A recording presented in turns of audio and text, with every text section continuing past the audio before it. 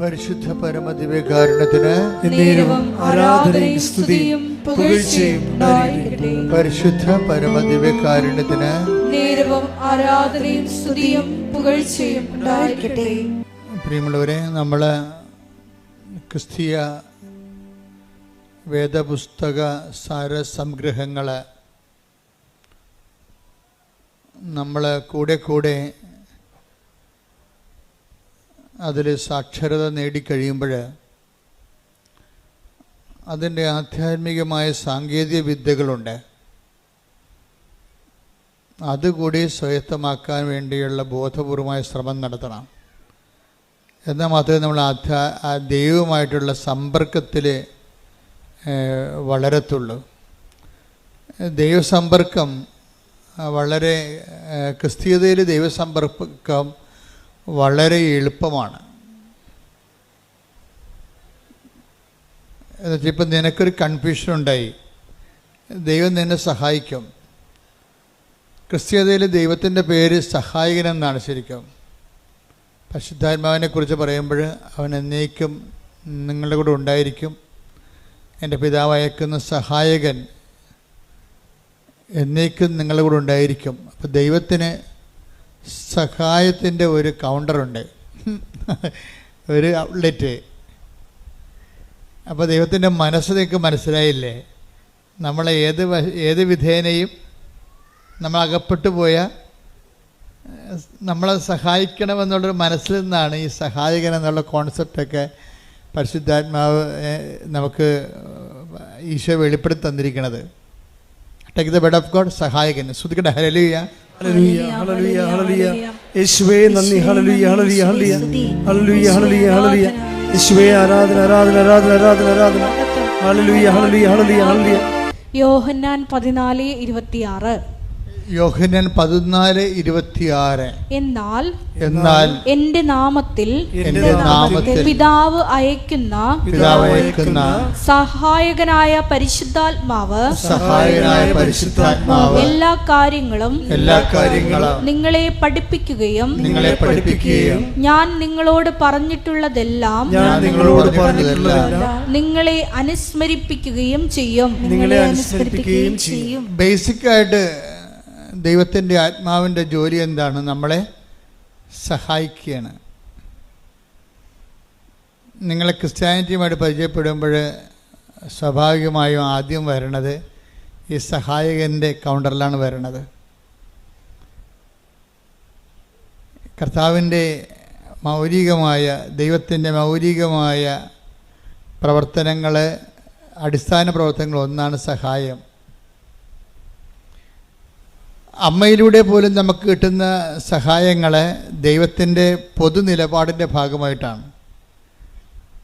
നമ്മളൊരു പ്രത്യേക പ്രയാസത്തിൽ വീണ് കഴിഞ്ഞാൽ ദൈവം നമ്മളെ സഹായിക്കും. അത് ഇസ്രയേലിൻ്റെ ഒരു അനുഭവമാണ്. ഇസ്രയേലിന്, യഹൂദന്മാർക്ക്, അവരാണല്ലോ ഈ വെളിപാടിൻ്റെ ആദ്യത്തെ ആൾക്കാർ. അതുകൊണ്ട് തന്നെ അവരും ദൈവത്തെ മനസ്സിലാക്കിയിരിക്കുന്നത് തക്ക സമയത്ത് സഹായിക്കുന്നയാളെന്നാണ്. അതുകൊണ്ട് അവിടെ ഈ കാർഷിക വിളകളെല്ലാം നശിച്ച് നാട് നാറാണക്കല്ല് പറിക്കണ ഒരു സമയത്ത് അമ്മമാർ കുഞ്ഞുങ്ങളെ തന്നെത്താൻ പുഴുങ്ങി തിന്നുമായിരുന്നു. ഒന്ന് ചിന്തിച്ച് നോക്കിയേ, ഒരു കാലം അങ്ങനെ ഉണ്ടായിരുന്നു. സ്വന്തം കുഞ്ഞുങ്ങളെ തന്നെ അങ്ങോട്ടും ഇങ്ങോട്ടും കൊന്ന് പുഴുങ്ങി തിന്നണ കാലം. അത്രയ്ക്ക് മനുഷ്യൻ വിശന്നിട്ട് ആക്രാന്തം കയറി, കണ്ണിൽ ഭ്രാന്ത് കയറിയ കാലം. നാട് മുഴുവൻ ഒരു രക്ഷയുമില്ല, വെള്ളം കിട്ടാൻ പോലും മാർഗമില്ലാഞ്ഞ ആക്രാന്തത്തിൻ്റെ കാലം. അപ്പം ആ കാലത്ത് ഒരു മനുഷ്യൻ ഇസ്രയേലിലെ രാജാവിനെ കാണും. രാജാവിനെ കാണുമ്പോൾ രാജാവാണല്ല സഹായിക്കേണ്ടത്. അപ്പം ഈ മനുഷ്യൻ പറയും, രാജാവേ സഹായിക്കണമെന്ന് പറയും. അപ്പോൾ രാജാവ് എന്താ പറയണത്? നമ്മുടെ ഉടമ്പടി പുസ്തകത്തിലുണ്ടത്. കർത്താവ് സഹായിച്ചില്ലെങ്കിൽ എനിക്കെങ്ങനെ സഹായിക്കാൻ കഴിയും? 2 രാജാക്കന്മാർ 6:27. അവൻ പറഞ്ഞു കർത്താവ് സഹായിക്കുന്നില്ലെങ്കിൽ. രാജാവ് പറഞ്ഞു, എന്താണ് പറഞ്ഞ? കർത്താവ് സഹായിക്കുന്നില്ലെങ്കിൽ എനിക്കെങ്ങനെ കഴിയും? ഇപ്പൊ നമ്മൾ സർക്കാർ നിസ്സഹായമായി നിൽക്കുന്ന സമയമുണ്ട്. ഇപ്പോൾ തുടങ്ങിയതല്ലത്, എല്ലാ കാലങ്ങളിലും ഉണ്ട്. ജനങ്ങളെ ഭരിക്കുകയും നയിക്കുകയും സംരക്ഷിക്കുകയും ചെയ്യുന്ന സർക്കാർ തന്നെ ചില വിഷയങ്ങളിൽ നിസ്സഹായമായി നിൽക്കും. അത് ഞാനും കണ്ടിട്ടുണ്ട്. നമ്മളെത്ര ഇന്ന് കാണുന്ന പല ആൾക്കാരും നമ്മൾ സമാധാന കാലത്ത് മാത്രമാണ് അവർക്ക് അവിടെ അധികാരം പ്രയോഗത്തിൽ വരത്തുള്ളൂ. പക്ഷെ നമുക്ക് സമാധാന കാലത്ത് വലിയ അധികാര സഹായങ്ങൾ ആവശ്യമില്ലതാനും. അതാണ് രസം. സുനാമി വന്ന ദിവസം ഞാൻ രണ്ടാമത്തെ സുനാമി അടിക്കുമ്പോൾ 2000, ഇപ്പോൾ 20 കൊല്ലം കഴിഞ്ഞ്, ഇപ്പോൾ രണ്ടാമത്തെ സുനാമി അടിക്കണ സമയത്ത് ഞാൻ അഴീക്കൽ നിൽക്കുമ്പോഴുണ്ട് അവിടെ ഗൗരിയമ്മ എന്ന മന്ത്രിയാണ്, നാട്ടിലുണ്ട്.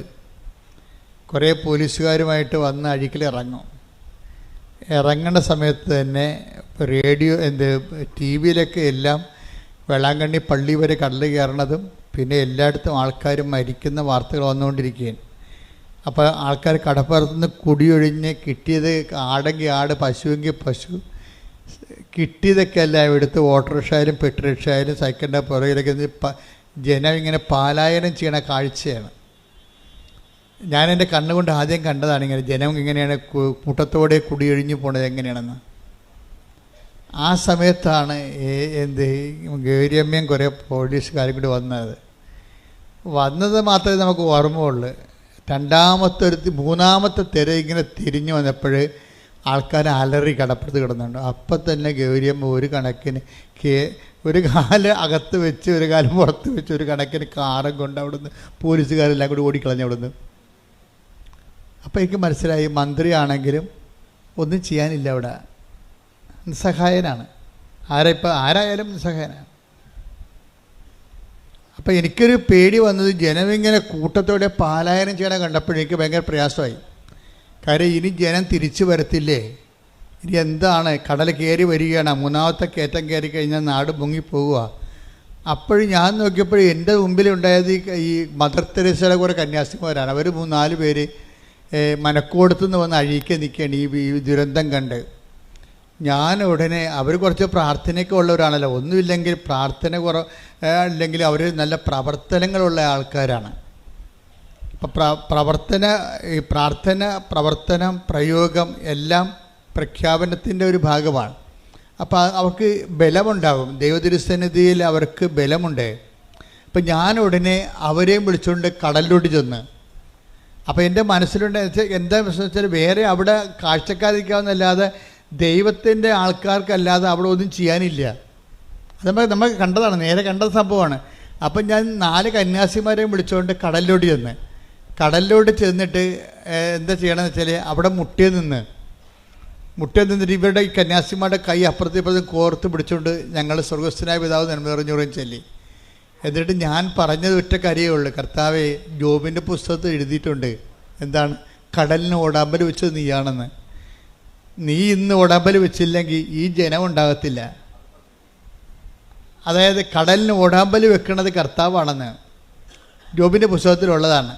ഈ വചനങ്ങൾ പഠിക്കുന്നതിൻ്റെ ഉദ്ദേശം തക്ക സമയത്ത് നമുക്കത് പ്രയോഗിക്കാൻ വേണ്ടിയാണ്. എൻ്റെ മനസ്സിൽ പരിശുദ്ധാത്മാവ് എൻ്റെ ഒരു സഹായം തന്നതാണ്. എന്താണ്? ഈ വചനം ഓർക്കടാ, ഈ വചനം ഓർത്ത് പ്രാർത്ഥിക്കാൻ പറഞ്ഞു. ആ വചനം ഞാൻ ഓർത്തപ്പോഴേ അത് സഹായമാണ് ശരിക്കും. പരിശുദ്ധാത്മാവിൻ്റെ വചനം ഓർപ്പിച്ചു തരുമെന്നാണ് പറഞ്ഞത്. എന്താണ്? ഞാൻ പഠിപ്പിച്ചിട്ടുള്ളത് നിങ്ങളെ അനുസ്മരിപ്പിക്കുകയും ചെയ്യും. Take the bed of God. ശ്രദ്ധിക്കട്ടെ. ഹല്ലേലൂയ. യോഹന്നാൻ 14:26. യോഹന്നാൻ 14:26. എന്നാൽ എന്റെ നാമത്തിൽ പിതാവ് അയക്കുന്ന സഹായകനായ പരിശുദ്ധാത്മാവ് എല്ലാ കാര്യങ്ങളും നിങ്ങളെ പഠിപ്പിക്കുകയും ഞാൻ നിങ്ങളോട് പറഞ്ഞിട്ടുള്ളതെല്ലാം നിങ്ങളെ അനുസ്മരിപ്പിക്കുകയും ചെയ്യും. ഈ അനുസ്മരണ ഒരു സഹായമായിട്ടാണ് അവിടെ വെളിപാട് കൊള്ളണത്. നിങ്ങൾക്ക് തക്ക സമയത്ത് പ്രാർത്ഥിക്കാൻ വചനങ്ങൾ വേണം. കാര്യം നമ്മൾ വായിത്തൊന്നേ വിളിച്ച് പ്രാർത്ഥിക്കുന്ന പോലെ അല്ല വചനം പ്രാർത്ഥിക്കണത്. വചനം പ്രാർത്ഥിക്കുമ്പോൾ വചനത്തിലുള്ളത് എല്ലാം ദൈവത്തിൻ്റെ വാഗ്ദാനങ്ങളാണുള്ളത്. അപ്പോൾ ഞാൻ നിങ്ങളെ അനുസ്മരിപ്പിക്കുമെന്ന് പറഞ്ഞു കഴിഞ്ഞാൽ വാഗ്ദാനമാണത്. അപ്പോൾ ദൈവം ഇപ്പം നമുക്കറിയാമല്ലോ, ബ്ലോക്കിലായാലും പഞ്ചായത്തിലായാലും നമുക്ക് ഇഷ്ടമുള്ളത് പോയി ചോദിക്കാൻ പറ്റത്തില്ല. ബ്ലോക്കിൽ ചെന്നിട്ടും പറയണേ എനിക്ക് ഓസ്ട്രേലിയയിൽ പോകണം, കുറച്ച് ലോൺ തരാൻ പറഞ്ഞാൽ പറയും അത് നിങ്ങൾ പോയാൽ ബാങ്കിൽ പോയി അന്വേഷിക്കാൻ പറയും. ബ്ലോക്കുകാരെ തരുക. ഇവിടെ വല്ല ഇറച്ചിക്ക് ഒഴിയുക, പശുവിനെ കുത്തുവെക്കുക, വല്ല പരിപാടി ഉണ്ടെങ്കിൽ ചെയ്യാം. അത് ബ്ലോക്കിൽ ചെന്നിട്ട് നമ്മൾ ഉടനെ ഓസ്ട്രേലിയയിൽ പോകണം ലോൺ തരണമെന്ന് അവർ തരുക? തരത്തില്ല. അത് വെച്ച് കഴിഞ്ഞാൽ അവിടെ അതിൻ്റെ പ്രൊവിഷൻ ഇല്ല. നമ്മളെപ്പോഴും ദൈവവചനം പറഞ്ഞ് പ്രാർത്ഥിക്കുമ്പോഴുള്ള ഗുണമെന്ന് പറയുന്നത് ദൈവവചനത്തിൽ അതിൻ്റെ പ്രൊവിഷനുണ്ട്. എന്താണ് നിനക്ക് കിട്ടണമെന്നറിയാം. നമുക്കൊരു വാഗ്ദാനം തന്നിട്ടുണ്ട്. അപ്പോൾ നിങ്ങളോട് അരമണിക്കൂർ വചനം വായിക്കാൻ പറഞ്ഞിട്ടില്ലേ? അരമണിക്കൂർ എന്ന് പറയുമ്പോൾ ഈ അരമണിക്കൂർ ഇങ്ങനെ നിങ്ങൾ നോവൽ വായിക്കണ പോലെ വായിച്ചു പോകാനല്ല ഞാൻ ഉദ്ദേശിക്കുന്നത്. നിങ്ങളൊരു 5 മിനിറ്റ് വായിച്ചിട്ട് അത് തന്നെ ആവർത്തിച്ച് വായിക്കണം. പിടികിട്ടിയ 5 മിനിറ്റ് വായിക്കണം. വായിച്ചിട്ട് പിന്നെ എന്ത് ചെയ്യണം? ആവർത്തിച്ച് വായിക്കണം. ആവർത്തിച്ച് വായിക്കുമ്പോൾ ഏതെങ്കിലും ഒരു വചനത്തിൽ നിങ്ങൾക്ക് അനോയിൻറ്റിങ് കിട്ടും. വചനത്തിൽ അങ്ങനെ ഒരു പ്രശ്നമുണ്ട്. നമ്മൾ ഒരു 5-8-10 അമ്മമാർ നിൽക്കുകയാണെന്ന് വിചാരിച്ചോ. അപ്പോൾ നമ്മൾ പെറ്റ നമ്മുടെ കുഞ്ഞ് ഇങ്ങനെ വരുമ്പോൾ എല്ലാ അമ്മമാരെയും നോക്കും. എന്നിട്ട് ആ കൊച്ചിൻ്റെ അമ്മയെ കാണുമ്പോഴാണ് ആ കൊച്ചിങ്ങനെ കൈ പൊക്കണത്. അപ്പോൾ ഉടനെ അമ്മ വാരിയെടുക്കും അതിനെ. അതുപോലെ ചില വചനങ്ങൾക്ക് നമ്മളെ കാണുമ്പോൾ അഭിഷേകം ഉണ്ടാവും. നമ്മൾക്കതിൻ്റെ അഭിഷേകം കിട്ടും. ഉടനെ ആ വചനം നമ്മൾ പറയും അത് കാണാതെ പഠിക്കാൻ പറയും. ആ വചനം കാണാതെ പഠിക്കാൻ പറയും. അങ്ങനെ വചനം പഠിക്കണത്. അല്ല ഞാൻ വചനപ്പെട്ടിന്ന് എടുത്തിട്ട് കുറേ വചനം കാണാതെ പഠിച്ചേക്കാം. അല്ലെങ്കിൽ ഞാൻ വചനം വായിക്കുമ്പോൾ അങ്ങോട്ട് വായിച്ച് പോയേക്കാം. അങ്ങനെ വായിച്ചാൽ നിങ്ങൾ അങ്ങനെ വായിച്ച് പോയിക്കൊള്ളൂ. എവിടെ പോകുന്നത് നമുക്ക് ആർക്ക് അവർ പിടിയും കിട്ടത്തില്ല. എങ്ങോട്ടാണ് പോകണമെന്ന് അറിയാൻ പറ്റത്തില്ല. വായിച്ച് പോകാനല്ല നോക്കേണ്ടത്. വചനം 5 മിനിറ്റ് എടുത്തിട്ട് അരമണിക്കൂർ 5 മിനിറ്റ് എടുത്തിട്ട് ആ വചനം റിപ്പീറ്റ് ചെയ്ത് വായിക്കണം. ആവർത്തിച്ച് വായിക്കണം. ഞാൻ ദൈവവുമായിട്ട് ഇടപഴകുകയാണെന്നുള്ള ബോധം ഉണ്ടാകണം. അല്ലാതെ ഒരു പുസ്തകം വായിക്കണം തോന്നരുത്. നമുക്ക് വായിക്കാം. അപ്പം അതുപോലെ ഒരു ബൈബിളും വായിക്കാം. അങ്ങനെ വായിച്ച അഭിഷേകം ഉണ്ടാകത്തില്ല. ഞാൻ എൻ്റെ ദൈവത്തിൻ്റെ ദൈവത്തോട് ഇത് വാക്കുകൾ കേട്ടുകൊണ്ടിരിക്കുകയാണ്. വായിക്കുമ്പോൾ ഞാൻ കേട്ടുകൊണ്ടിരിക്കുകയാണ്.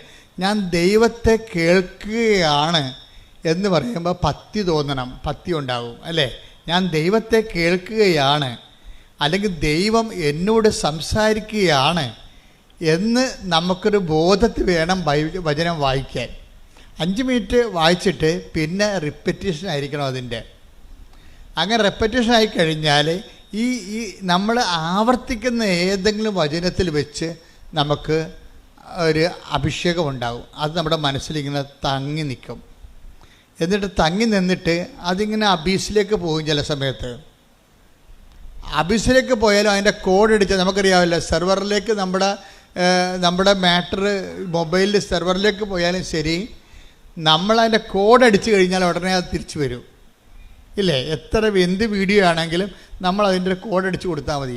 ഇതുപോലെയാണ് വചനം വായിച്ചാൽ ഒരു പ്രശ്നം ഉണ്ടായി കഴിയുമ്പോൾ പരിശുദ്ധാത്മാവ് നമ്മളെ സഹായിക്കും. ഈ പ്രശ്നത്തിന് ഈ വചനം വെച്ചാണ് പ്രാർത്ഥിക്കേണ്ടത്. അല്ലെങ്കിൽ നമ്മൾ വായി തോന്നണ പോലെ ഈ സ്വയം പ്രേരിത പ്രാർത്ഥന പോലെ വായി തോന്നണ കോതൊക്കെ പാട്ട് പോലെ എന്തെങ്കിലുമൊക്കെ പറഞ്ഞുകൊണ്ടിരിക്കും. അതല്ല, അത് മനുഷ്യൻ്റെ വചനമാണ്. പലപ്പോഴും ദൈവത്തോട് ഇടപെടുമ്പോൾ ദൈവത്തിൻ്റെ വചനം തന്നെയാണ് നമ്മൾ പറഞ്ഞ് പ്രാർത്ഥിക്കേണ്ടത്.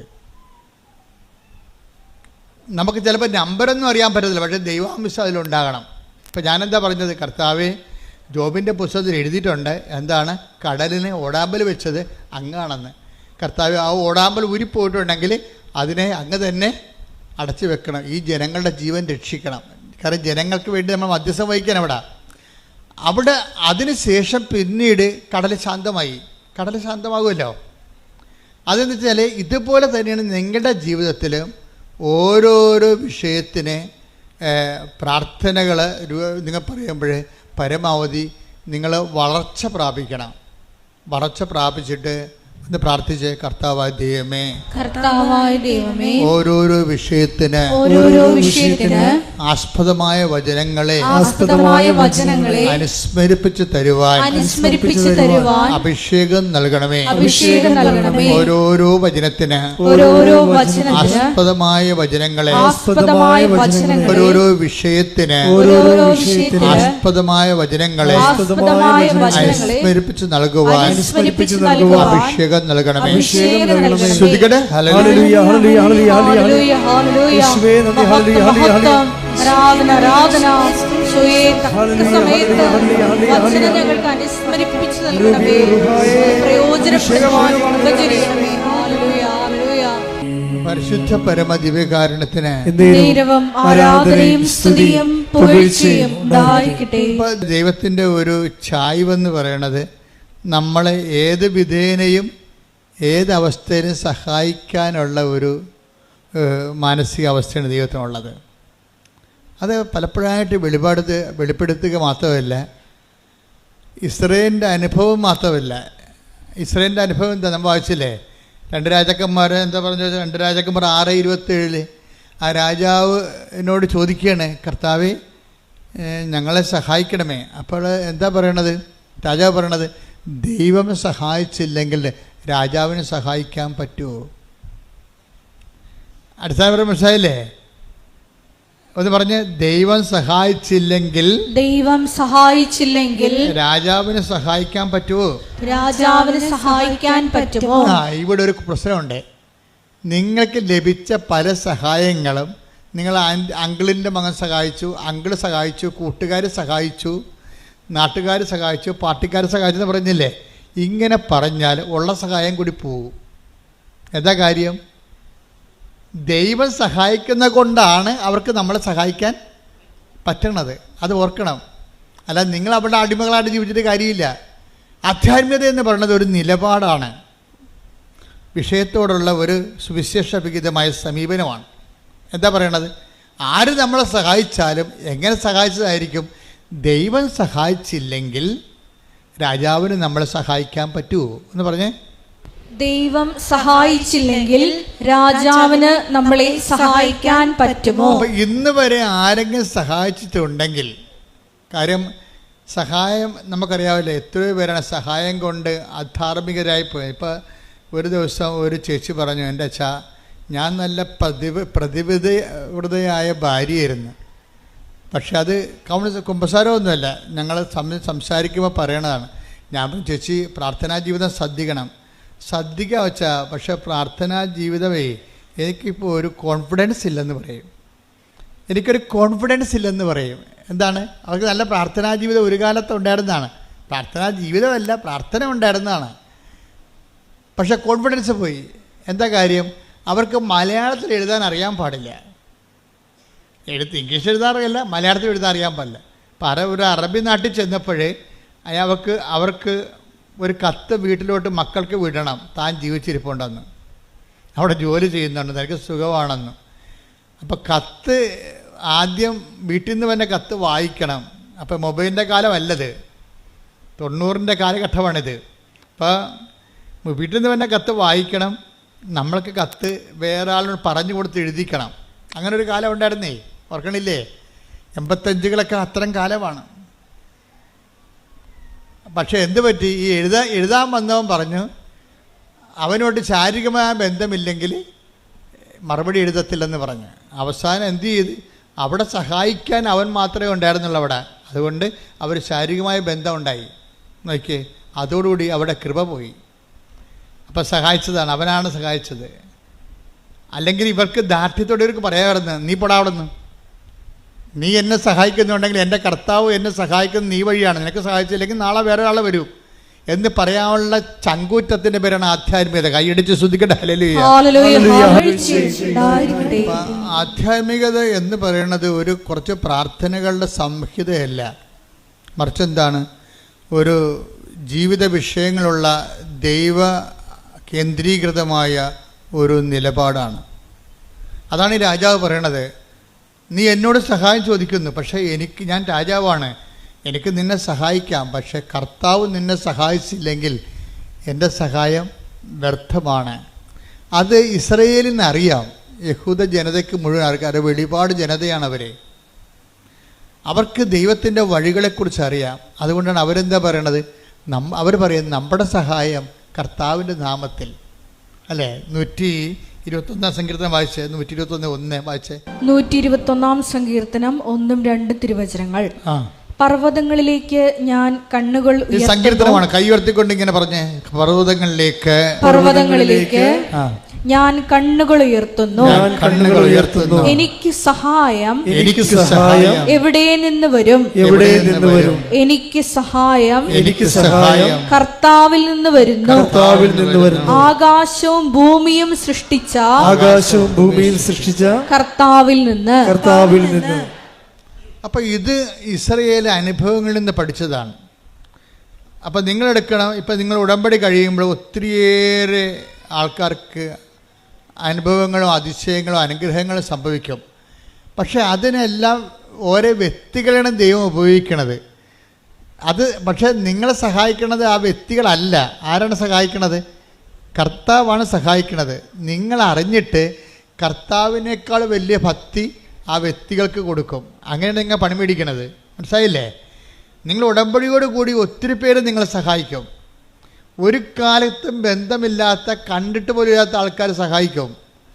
പക്ഷെ സഹായിക്കണത് എങ്ങനെയാണ്? പക്ഷെ ആ സമയത്ത് എന്താ സംഭവിക്കണത്? കർത്താവാണ് അവരെ നിങ്ങളെ സഹായിക്കണമെന്നുള്ള ബോധം നിങ്ങൾക്ക് ഉണ്ടാകണം. കാര്യം ക്രിസ്ത്യാനിറ്റിയിൽ അങ്ങനെ ദൈവങ്ങളൊന്നുമില്ല. കാണുന്നവരെല്ലാം ഭഗവാനാണെന്ന് പറയുന്നത് പൊതുധാരണയിൽ ഇന്ത്യൻ സംസ്കാരത്തിൻ്റെ ഭാഗമാണ്. പക്ഷെ വരുന്ന പ്രോബ്ലം എന്ന് പറയണത്, നമ്മൾ ഈ ചത്തുപോണ മനുഷ്യർ പലപ്പോഴും ഇവർ നമ്മളൊന്ന് സഹായിച്ചെന്നും പറഞ്ഞ് നമ്മൾ ഉടനെ എടുത്തവരെ ദൈവത്തിൻ്റെ സ്ഥാനത്ത് വെക്കും. നിങ്ങളെനിക്ക് ദൈവത്തെ പോലെയാണെന്ന് പറയും. അങ്ങനെ ഒരിക്കലും പറഞ്ഞു കഴിഞ്ഞാൽ അത് മാരകമായ പാപം, 1-ാം പ്രമാണ ലംഘനമാണ്. അതായത് നിൻ്റെ കർത്താവായ ദൈവം ഞാനാകുന്നു, ഞാനല്ലാതെ മറ്റൊരു ദൈവം നിനക്കുണ്ടാവരുത്. എന്താ കാര്യം? ദൈവത്തിൻ്റെ സ്ഥാനം അറിഞ്ഞോ അറിയാതെയോ അലപരാധികളായ മനുഷ്യർക്ക് കൊടുക്കും. അങ്ങനെ ഉണ്ടെങ്കിൽ അത് നിങ്ങൾ ആരായാൽ തന്നെയും നിങ്ങൾ ദൈവത്തോട് മാപ്പ് ചോദിക്കണം. പ്രാർത്ഥിക്കുക. കർത്താവായ ദൈവമേ, ഒരു സഹായം കിട്ടിയതിന്റെ പേരിൽ നിന്നെ മറന്ന് നിന്റെ മഹത്വം സൃഷ്ടിക്കപ്പെട്ട മനുഷ്യന് കൊടുത്തിട്ടുണ്ടെങ്കിൽ എന്റെ ജീവിതത്തിലെ ഞാൻ ആ തിന്മ ആവർത്തിക്കയില്ലെന്ന് പറഞ്ഞുകൊണ്ട് മാപ്പിനായി അപേക്ഷിക്കുന്നു. നേരവും ആരാധനയും സ്തുതിയും പുകഴ്ചയും ഉണ്ടായിരിക്കട്ടെ. ഇതൊക്കെ നിങ്ങൾക്ക് അനുദപിക്കാനുള്ള അവസരമാണ്. ഉടമ്പടി 2016 ആദ്യം തരുമ്പോൾ കർത്താവിൻ്റെ ഉടമ്പടിയുടെ അടിസ്ഥാന വചനം എന്തായിരുന്നു അറിയാവോ? എന്താണ്? അനുതപിച്ചാൽ നീ അനുഗ്രഹം പ്രാപിക്കും. യെശയ്യാ 1:19. അനുസരിക്കാൻ സന്നദ്ധരെങ്കിൽ. ആദ്യത്തെ ഒരു പാപം ചെയ്തവരായിരിക്കാം നമ്മൾ. പക്ഷെ നമുക്ക് അനുതപിക്കാനുള്ള ഇതുപോലുള്ള അവസരങ്ങളുണ്ട്. പക്ഷെ അത് കൊടുത്താൽ മാത്രമേ കിട്ടത്തുള്ളൂ. ഹെബ്രായർ 12:17. പിന്നീട് അവകാശം പ്രാപിക്കാൻ ആഗ്രഹിച്ചപ്പോൾ. പറഞ്ഞ പിന്നീട് അവകാശം പ്രാപിക്കാൻ ആഗ്രഹിച്ചപ്പോൾ ആളുടെ കാര്യമാണ്, ഏശാവിന്റെ കാര്യമാണ്. ഒരു ഗ്ലാസ് പാൽപ്പായസത്തിന് വേണ്ടി കടിഞ്ഞ അവകാശം വിറ്റ ഒരു പന്നിയാണ് ആ മനുഷ്യൻ. അവന് പിന്നീട് ബോധമുണ്ടായി. വിശപ്പ് വന്നപ്പോൾ പെട്ടെന്ന് ദൈവത്തെ മറന്നു പോയെങ്കിലും വിശപ്പ് കഴിഞ്ഞപ്പോൾ 2 ഏമ്പക്കം വിട്ട് കഴിഞ്ഞപ്പോൾ പുള്ളിക്ക് ബോധം വന്നു. പക്ഷെ അങ്ങനെ ബോധം വന്നിട്ട് കാര്യമില്ല. പിന്നീട് പുള്ളി കരഞ്ഞ്. പക്ഷേ പിന്നീട് അവകാശം പ്രാപിക്കാൻ അവൻ ആഗ്രഹിച്ചു. എന്താ പക്ഷെ വചനം എന്താ പറയണത്? അവൻ തിരസ്കരിക്കപ്പെട്ടുവെന്ന് നിങ്ങൾക്കറിയാമല്ലോ. കണ്ണീരോടെ അവൻ അത് ആഗ്രഹിച്ചെങ്കിലും അനുദപിക്കാൻ അവൻ അവസരം ലഭിച്ചില്ല. That's a point എന്ന് പറഞ്ഞ കണ്ണീരോടെ അവനത് അനുതാപം ആഗ്രഹിച്ചെങ്കിലും അവകാശം ആഗ്രഹിച്ചെങ്കിലും അനുതപിക്കുവാൻ അവന് അവസരം കിട്ടിയില്ല. കിട്ടിയില്ല. അപ്പം അനുതപിക്കാനുള്ളത് ഒരു അവസരമാണ്. നിങ്ങൾക്ക് ദൈവം ഓരോ അവസരങ്ങൾ തരും. എന്നിട്ട് ആൾക്കാരെന്ത് ചെയ്യും? നാളെ എന്ന് പറഞ്ഞ് മാറ്റിവെക്കും. നാളെ ശരിയാക്കാം, ഞാനിപ്പോൾ തിന്മയിൽ ജീവിക്കുകയാണ്, നാളെ ശരിയാക്കാം എന്ന് പറയും. അത് പ്രഭാഷകൻ എന്താ പറയുന്നത്? 7 നാളെ എന്ന് മാറ്റി വെക്കരുത്. ടേക്ക് ദ വെളക്ക് ശ്രദ്ധിക്കട്ടെ. Hallelujah, hallelujah, hallelujah, hallelujah, hallelujah. യേശുവേ നന്ദി, ഹല്ലേലൂയ, സ്തോത്രം, ഹല്ലേലൂയ. യേശുവേ നന്ദി, ഹല്ലേലൂയ. പ്രഭാഷകൻ 5:7. പ്രഭാഷകൻ 5:7. കർത്താവിങ്കിലേക്ക് തിരിയാൻ വൈകരുത്. നാളെ എന്ന് നീട്ടിവയ്ക്കുകയും അരുത്. അവിടുത്തെ ക്രോധം അവിചാരിതമായി ഉണരുകയും ആ ശിക്ഷയിൽ നീ നശിക്കുകയും ചെയ്യും. അപ്പം കർത്താവിൻ്റെലേക്ക് തിരിയാൻ, ദൈവത്തിലേക്ക് തിരിയാൻ ചില ആൾക്കാരില്ലേ, പത്രം കൊണ്ടുപോയി അലമാരിയുടെ മോളിൽ വെച്ചിട്ട് കറങ്ങി നടക്കും. അവിടെ ചെന്നപ്പോൾ അച്ഛനെ കണ്ടില്ല. കുമ്പസാരം ഞങ്ങളുടെ നാട്ടിൽ കുമ്പസാരം, ഞങ്ങളുടെ ഇടവക കുമ്പസാരം 1-ാം ഞായറാഴ്ചയും ശനിയാഴ്ചയും 3-ാം ശനിയാഴ്ചയുമാണ്. ഇങ്ങനെയൊക്കെ ഉടായ്പ പറഞ്ഞു നടക്കും. അപ്പോൾ ഇന്ന് കഴിഞ്ഞ ദിവസം ഒരു ചേട്ടത്തി പറഞ്ഞേ, ഞങ്ങളുടെ ഇടവകയിലെ അച്ഛനും കുമ്പസാരത്തിന് ഇരിക്കണത് മുഴുവനും 1-3 പക്ഷേ ഞാൻ എൻ്റെ മക്കളും കൂടി വിളിച്ചുകൊണ്ട് അച്ഛൻ്റെ അടുത്ത് ഞാൻ പറഞ്ഞു, അച്ഛൻ എനിക്ക് കുമ്പസാരിക്കണം, എനിക്ക് മക്കൾക്ക് കുമ്പസാരിക്കണം. പിന്നെ ഇപ്പം ഞങ്ങൾ ആഴ്ച കുമ്പസാരിക്കും. കണ്ട, അത് എന്ത് തീഷ്ണതയാണ്. അത് വരുമ്പോൾ കത്തോലിക്കൽ ശ്രദ്ധിക്കുക, മറ്റു സഭക്കാർ അവരുടെ സഭയിലുള്ള വിശുദ്ധീകരണ നടപടികൾ സ്വീകരിക്കുക. പക്ഷേ ഒന്നും മാറ്റി വെക്കരുത്. നിങ്ങളുടെ അലംഭാവം കൊണ്ട്, നിങ്ങളെ പള്ളിയുടെ മുതുകത്ത് പഴിചാരിക്കൊണ്ട് നിങ്ങളുടെ സ്കൂട്ടാകണതാണ്. ദൈവത്തിനറിയാമത് ഉടായിപ്പാണെന്ന്. അത് ദൈവത്തിരുസന്നിധിയിൽ നിൽക്കുമ്പോൾ മനുഷ്യൻ്റെ മുമ്പിൽ ഈ മറച്ച് കളിയും ഒളിച്ചു കളിയും നടക്കും. ദൈവത്തിരുസന്നിധിയിൽ ഒരു നടക്കണില്ല. നിങ്ങളെ ഒരു തീരുമാനം എടുക്കുമ്പോൾ തന്നെ ഇന്നത് കൊണ്ടാണ് തീരുമാനിക്കണം ദൈവത്തിന് അറിയാൻ പറ്റും. അപ്പോൾ നിങ്ങൾ മനുഷ്യന്മാരുടെ പെരുമാറുന്ന പോലെ ദൈവത്തിൻ്റെ അടുത്ത് പെരുമാറി പണി മേടിക്കരുതെന്നാണ് ഞാൻ പറഞ്ഞതിൻ്റെ അർത്ഥം. ശ്രുതിക്കട്ടെ, ഹല്ലേലൂയ. അപ്പോൾ ഇതൊരു അവസരമാണ്. അല്പമെങ്കിലും അനുതാപം ചെയ്തു പോയ കാര്യങ്ങളെക്കുറിച്ച് മനസ്സിൽ തോന്നിയാൽ അതിൻ്റെ അർത്ഥം പരിശുദ്ധാത്മാവ് നിങ്ങളിൽ വസിക്കാൻ തുടങ്ങിയെന്നതിൻ്റെ അർത്ഥം. അത് മനസ്സിലാക്കണം. അല്ലാതെ എനിക്ക് നിങ്ങൾ പറഞ്ഞാൽ എനിക്ക് പാപത്തെക്കുറിച്ച് ദുഃഖം തോന്നിയെന്ന് അല്ല സംഭവിക്കണത്. അല്പമെങ്കിലും നിങ്ങൾ ചെയ്തു പോയതിനെ കുറിച്ചൊരു മനസ്താപം നിങ്ങളുടെ മനസ്സിൽ തോന്നിയാൽ അതിൻ്റെ അർത്ഥം സഹായകനായ പരിശുദ്ധാത്മാവ് ഓൾറെഡി അവൻ്റെ ജോലി തുടങ്ങിയെന്നാണ്. അപ്പോൾ നിങ്ങളെന്ത് ചെയ്യണം? അതിനോട് സഹകരിക്കണം. അല്ല, നിങ്ങളെ ആൾക്കാർക്ക് അനുതാപമൊക്കെ ഉണ്ടാകും. പക്ഷേ എന്താ സംഭവിച്ചു കഴിഞ്ഞാൽ ആൾക്കാരത് സ്വാഭാവികമായിട്ട് വചനം കേട്ടപ്പോൾ എന്തോ ഉണ്ടായതാണെന്ന് തോന്നുന്നു. അങ്ങനെയല്ല, ദൈവത്തിൻ്റെ ആത്മാവും നിങ്ങളിൽ പ്രവർത്തിക്കാൻ തുടങ്ങിയിരിക്കുന്നു. പ്രാർത്ഥിക്കുക, കർത്താവേ, ഇപ്പോൾ എനിക്ക് തോന്നിയ അനുതാപത്തിന്റെ മേൽ ദൈവിക നടപടി ആരംഭിച്ചതായി, ആത്മാവിന്റെ പ്രവർത്തനങ്ങൾ തുടങ്ങിയതായി ഞാൻ മനസ്സിലാക്കുന്നു. ആത്മാവിന്റെ കൃപയിലും അഭിഷേകത്തിലും നിലനിൽക്കുവാൻ എന്നെ സഹായിക്കണമേ.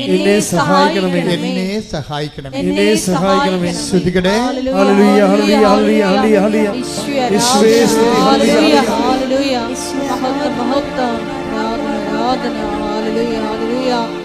പരിശുദ്ധ പരമദിവ്യകാരുണ്യത്തിന് എന്താ വിഷയം എന്ന് പറയണത്? അവൻ നമ്മൾ ആരിൽ നിന്നും അകലെയല്ല. അല്ലാതെ ക്രിസ്ത്യാനികളിൽ നിന്നും അല്ലെങ്കിൽ നോൺ ക്രിസ്ത്യൻസിൽ നിന്നും അകലെയല്ല എന്നല്ല പറഞ്ഞിരിക്കുന്നത്. അവൻ നമ്മളിൽ നിന്ന് ആരിൽ നിന്നും അകലെയല്ല. ഈ അനുതാപം ആർക്കെല്ലാം തോന്നിയിട്ടുണ്ടോ ഓർക്കണേ എന്താണ്? നിങ്ങൾ ഏത് മതത്തിൽപ്പെട്ടായാലും ദൈവം നിങ്ങളുടെ അടുത്തുണ്ട്. കൈയടിച്ച് ശ്രുതിക്കട്ടെ, ഹല്ലേലൂയ. ആരാധനയെ ശ്രുതിക്കട്ടെ, ഹല്ലേലൂയ. അവർ ദൈവത്തെ അന്വേഷിക്കുന്നതിനും അവർ ദൈവത്തെ അന്വേഷിക്കുന്നതിനും ഒരുപക്ഷേ അനുഭവത്തിലൂടെ അവിടുത്തെ കണ്ടെത്തുന്നതിനും വേണ്ടിയാണ്. ദൈവത്തെ കണ്ടെത്തുന്ന ഒരു വഴി എന്താണ്? അനുഭവമാണ്. മനസ്സിലായില്ലേ? നടപടി 17 എന്താ പറഞ്ഞത്? 17:27 എന്താ പറയണത്? ദൈവത്തെ കണ്ടെത്തുന്ന ഒരു വഴി എന്താണ്? അനുഭവമാണ്. അതുകൊണ്ടാണ് ഈ അനുഭവ സാക്ഷ്യമൊന്നും പറഞ്ഞ് നമ്മൾ കെട്ടിച്ചാടി നടക്കേണ്ട കാര്യം ഇതാണ്. ദൈവത്തെ മനുഷ്യൻ കണ്ടെത്തണത് ബുദ്ധിപരമായിട്ടുള്ള വ്യായാമത്തിലൂടെയല്ല, ഒരു ടാഞ്ചിബിളായിട്ടുള്ള സ്പർശ്യമായിട്ടുള്ള അനുഭവത്തിലൂടെയാണ്. ബുദ്ധിപരമായ വ്യായാമത്തിലൂടെ കണ്ടെത്തുന്നവർ ചിലപ്പോൾ 0% ആയിരിക്കും, 0.1 ഇരിക്കും. പക്ഷേ ബാക്കി 99% ആൾക്കാരും ദൈവത്തെ കണ്ടെത്തുന്നത് സ്വന്തം അനുഭവത്തിലൂടെയാണ്. ഈ അനുഭവത്തിലൂടെ എന്താണ് അനുഭവം എന്ന് പറയണത്? ബേസിക്കായിട്ടുള്ള അനുഭവം എന്ന് പറയണത്, വായിച്ചോളൂ, താഴേക്ക് വായിച്ചോളൂ. എങ്കിലും അവിടുന്ന് നമ്മിൽ ആരിൽ നിന്ന് അകലെയല്ല. അതാ സംഭവം. എങ്കിലും അവിടുന്ന് പറഞ്ഞേ, എങ്കിലും അവിടുന്ന് നമ്മൾ ആരിൽ നിന്നും അകലെയല്ല. അപ്പൊ ഇതാണ് ബേസിക് ഗോഡ് എക്സ്പീരിയൻസ് എന്ന് പറയണത്. നിങ്ങൾ ഏത് മതത്തിൽപ്പെട്ട ആൾക്കാരായാലും ദൈവം നിങ്ങൾ നിന്ന് അകലെയല്ല എന്ന് ആരിൽ നിന്നും എന്നാണ് പറയണത്.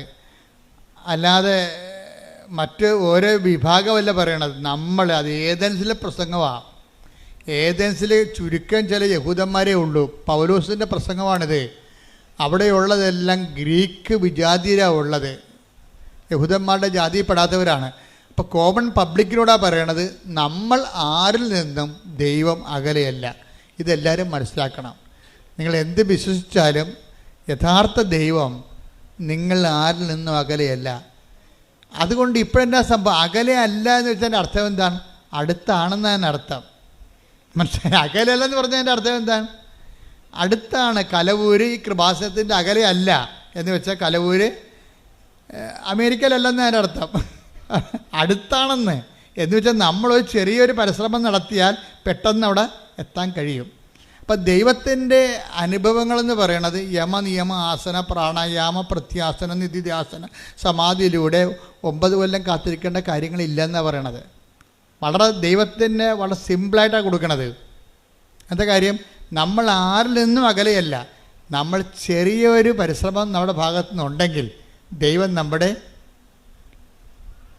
നമ്മുടെ അടുത്തുണ്ട്, തൊടാൻ നമുക്ക് പറ്റും. ഈ പരിശ്രമമാണ്, ചെറിയൊരു പരിശ്രമമാണ് ഉടമ്പടി ചെയ്യണത്. മനസ്സിലായി? ഇപ്പോൾ ഉടമ്പടി ചെയ്യണത് എന്താണ്? ബേസിക്കായിട്ട് നമ്മൾ ആരിൽ നിന്നും അകലെയല്ലാത്ത ദൈവത്തിനെ എന്ന് വെച്ചാൽ നമ്മുടെ അടുത്ത് തന്നെയുള്ള ദൈവത്തിനെ പെട്ടെന്ന് അനുഭവിക്കാനുള്ള ഒരു ചെറിയ സ്റ്റെപ്പാണ് നമ്മൾ ഉടമ്പടി ചെയ്യണത്. എന്താണ്? അവൻ പറയണത് പോലെ ചെയ്യുക, പ്രാർത്ഥിക്കുക. കർത്താവായ ദൈവമേ, അവൻ പറയണ പോലെ ചെയ്തുകൊണ്ട്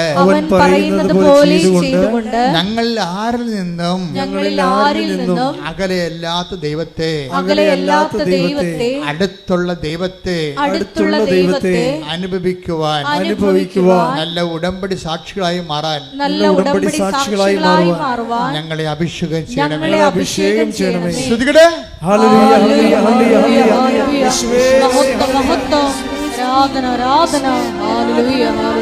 12:17 നമ്മൾ വായിച്ചതാണ്. എന്താണ്? അനുദപിക്കാനുള്ള അവസരം ഏശാവിന് ദൈവം കൊടുത്തില്ല. കാര്യം ചില ആൾക്കാർക്ക് അനുദപിക്കാനുള്ള അവസരം കൊടുക്കത്തില്ല. എന്താ കാര്യം? ദൈവം അവസരം തന്നാൽ മാത്രമേ അനുതാപം തോന്നത്തുള്ളൂ. യേശാവിന് അനുതാപത്തിന് അവസരം കൊടുത്തില്ല, അയാൾക്ക് ഒന്നും തോന്നിയില്ലെന്നാണ്. എന്തുകൊണ്ടാണെന്ന് വെച്ച് കഴിഞ്ഞാൽ നമ്മൾ വീണ്ടും വീണ്ടും പാപം ചെയ്യുമെന്നും ഇത് ചുമ്മാ ഒരു അഭ്യാസത്തിന് വേണ്ടി IELTS പാസ്സാകാനോ വീട് വിൽക്കാനോ ജപ്തിയിൽ നിന്ന് രക്ഷപ്പെടാൻ വേണ്ടിയുള്ള ഉടമ്പടി പ്രയോഗമാണ്. അല്ലാതെ ജീവിതത്തിൽ ദൈവത്തെ ക്ഷണിക്കാൻ ഉദ്ദേശിക്കുന്നില്ല. അകലെ നിന്നുള്ള ദൈവത്തിൻ്റെ അനുഗ്രഹം അടിച്ചു മാറ്റി വയറ്റിപ്പഴപ്പിന് ജീവിക്കാനാണെന്ന് ദൈവത്തിന് തോന്നിയാൽ നമുക്ക് അനുതാപം തോന്നത്തില്ല. അവസരമാണിത്, പക്ഷേ നമുക്ക് അനുതാപം തോന്നത്തില്ല, നമുക്കത് ഫീൽ ചെയ്യത്തില്ല. നമുക്ക് ഫീൽ ചെയ്തിട്ടില്ലെങ്കിൽ ആദ്യം ഫീൽ ചെയ്യാൻ ആളാരാണെന്നറിയാവോ? ആദമാണ് ആദ്യത്തെ മനുഷ്യൻ്റെ പക്ഷെ എന്താണ്? അതിന് ദൈവം അവനോട് ചോദിച്ചു. എന്താ ചോദിച്ചത്? പാപം കഴിഞ്ഞപ്പോൾ ദൈവത്തിൻ്റെ വചനത്തോടാണ് അനുസരണം കാട്ടിയത്. ബേസിക്കായിട്ട് എന്താണ് ആദത്തിൻ്റെ പാപം? ഉടമ്പടി വിരുദ്ധമായ പാപമാണ്. എന്താണ്? അവൻ പറയണ പോലെ ചെയ്യുന്നതാണ് ഉടമ്പടി, അവൻ പറയണ പോലെ ചെയ്യാത്തതാണ് പാപം. ക്ലിയർ അല്ലേ? പാദത്തിൻ്റെ പാപം എന്താണ്? ഉടമ്പടിയുടെ ബ്രേക്ക്മെൻറ്റാണ് വരുന്നത്. അതിൻ്റെ അകത്ത് ദൈവവും മനുഷ്യനും ഉണ്ടായ കാലം മുതലുള്ള നടപടിക്രമം ഉടമ്പടിയാണ്. ചിലപ്പോൾ ഉടമ്പടിയും ദൈവം പറയത്തില്ല, പക്ഷെ പറയണ പോലെ ചെയ്യാൻ പറയും. ആദം പറയണ പോലെ ചെയ്തില്ല, ഉടമ്പടി ബ്രേക്ക് ചെയ്തു. പക്ഷേ ആദ്യം എന്ത് പറ്റി? അവസരം കൊടുത്തില്ല.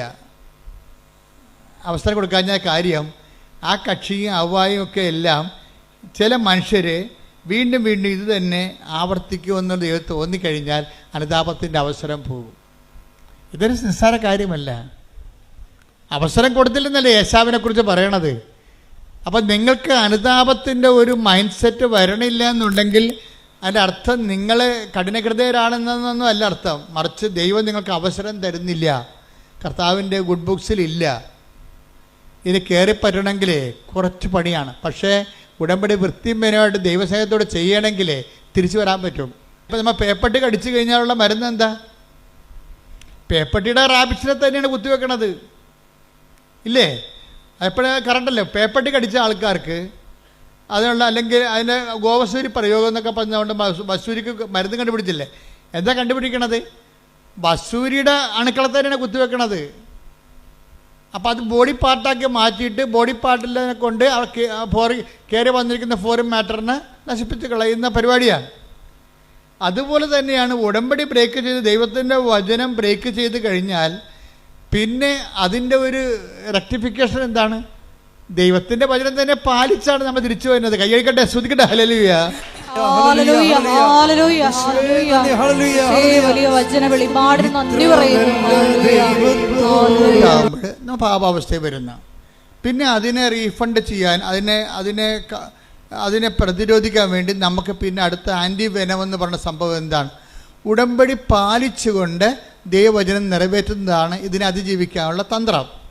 അതാണ് എപ്പോഴും ഉടമ്പടിയിൽ നിന്ന് ദൈവം മാറാത്തതിൻ്റെ കാരണം അതാണ്. ഉടമ്പടി ഒരേ സമയം തന്നെ ആഹാരവുമാണ്, മരുന്നുമാണ്. ശ്രുതിക്കട്ടെ. Hallelujah, hallelujah, hallelujah, hallelujah, hallelujah. ആരാധന, ആരാധന, ഹല്ലേലൂയ. പരിശുദ്ധ പരമ ദിവ്യകാരുണ്യത്തിന് ആരാധനയും സ്തുതിയും പുകഴ്ചയും ഉണ്ടായിരിക്കട്ടെ. പക്ഷെ ഒരു പ്രശ്നം എന്ന് പറഞ്ഞാലേ, ചില ആൾക്കാരോട് ഉടമ്പടി എടുത്താൽ തന്നെയും ദൈവം അത് അക്സെപ്റ്റ് ചെയ്യത്തില്ല, ആക്ടിവേറ്റ് ആക്കത്തില്ല, ഇല്ലേ? ആക്ടിവേറ്റ് ആകത്തില്ല. അത് നമ്മൾ ശ്രദ്ധിക്കണം. ഉടമ്പടി ആർക്ക് വേണമെങ്കിലും എടുക്കാൻ വന്ന് ഇടിച്ചു തല്ലി എടുക്കുക, നേരത്തെ പോകാൻ വേണ്ടി ബഹളം ഉണ്ടാക്കുകയോ വണ്ടിക്കാരെ വിളിക്കുമെന്ന് പറഞ്ഞുകൊണ്ട് ഇവിടുത്തെ കൗണ്ടറിനെ ഭീഷണിപ്പെടുത്തുകയോ എന്ത് വേണമെങ്കിലും ചെയ്യാം. പക്ഷേ ഉടമ്പടിയൊക്കെ എടുക്കാം, പക്ഷേ ആക്ടിവേഷൻ ആക്കുന്നത് വേറെ പ്രിൻസിപ്പിളാണ്. അതെപ്പോഴും നമ്മൾ ശ്രദ്ധിക്കണം.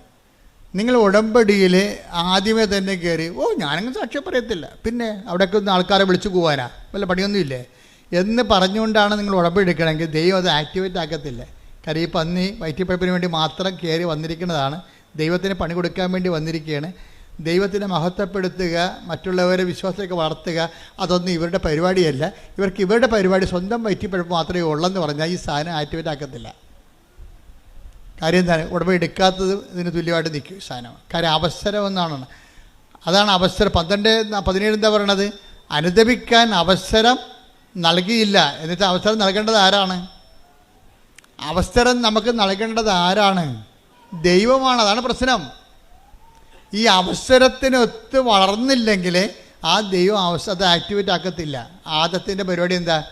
ആദത്തിനോട് ചോദിച്ചു, ഈ കക്ഷി ഉടമ്പടി ബ്രേക്ക് ചെയ്തല്ല, അപ്പോൾ ദൈവം ചോദിച്ചത് എന്താണ്? നീ എവിടെയാണെന്ന് ചോദിച്ചു, അത്രയേ ഉള്ളൂ, വേറെ ഒന്നും ചോദിച്ചില്ല.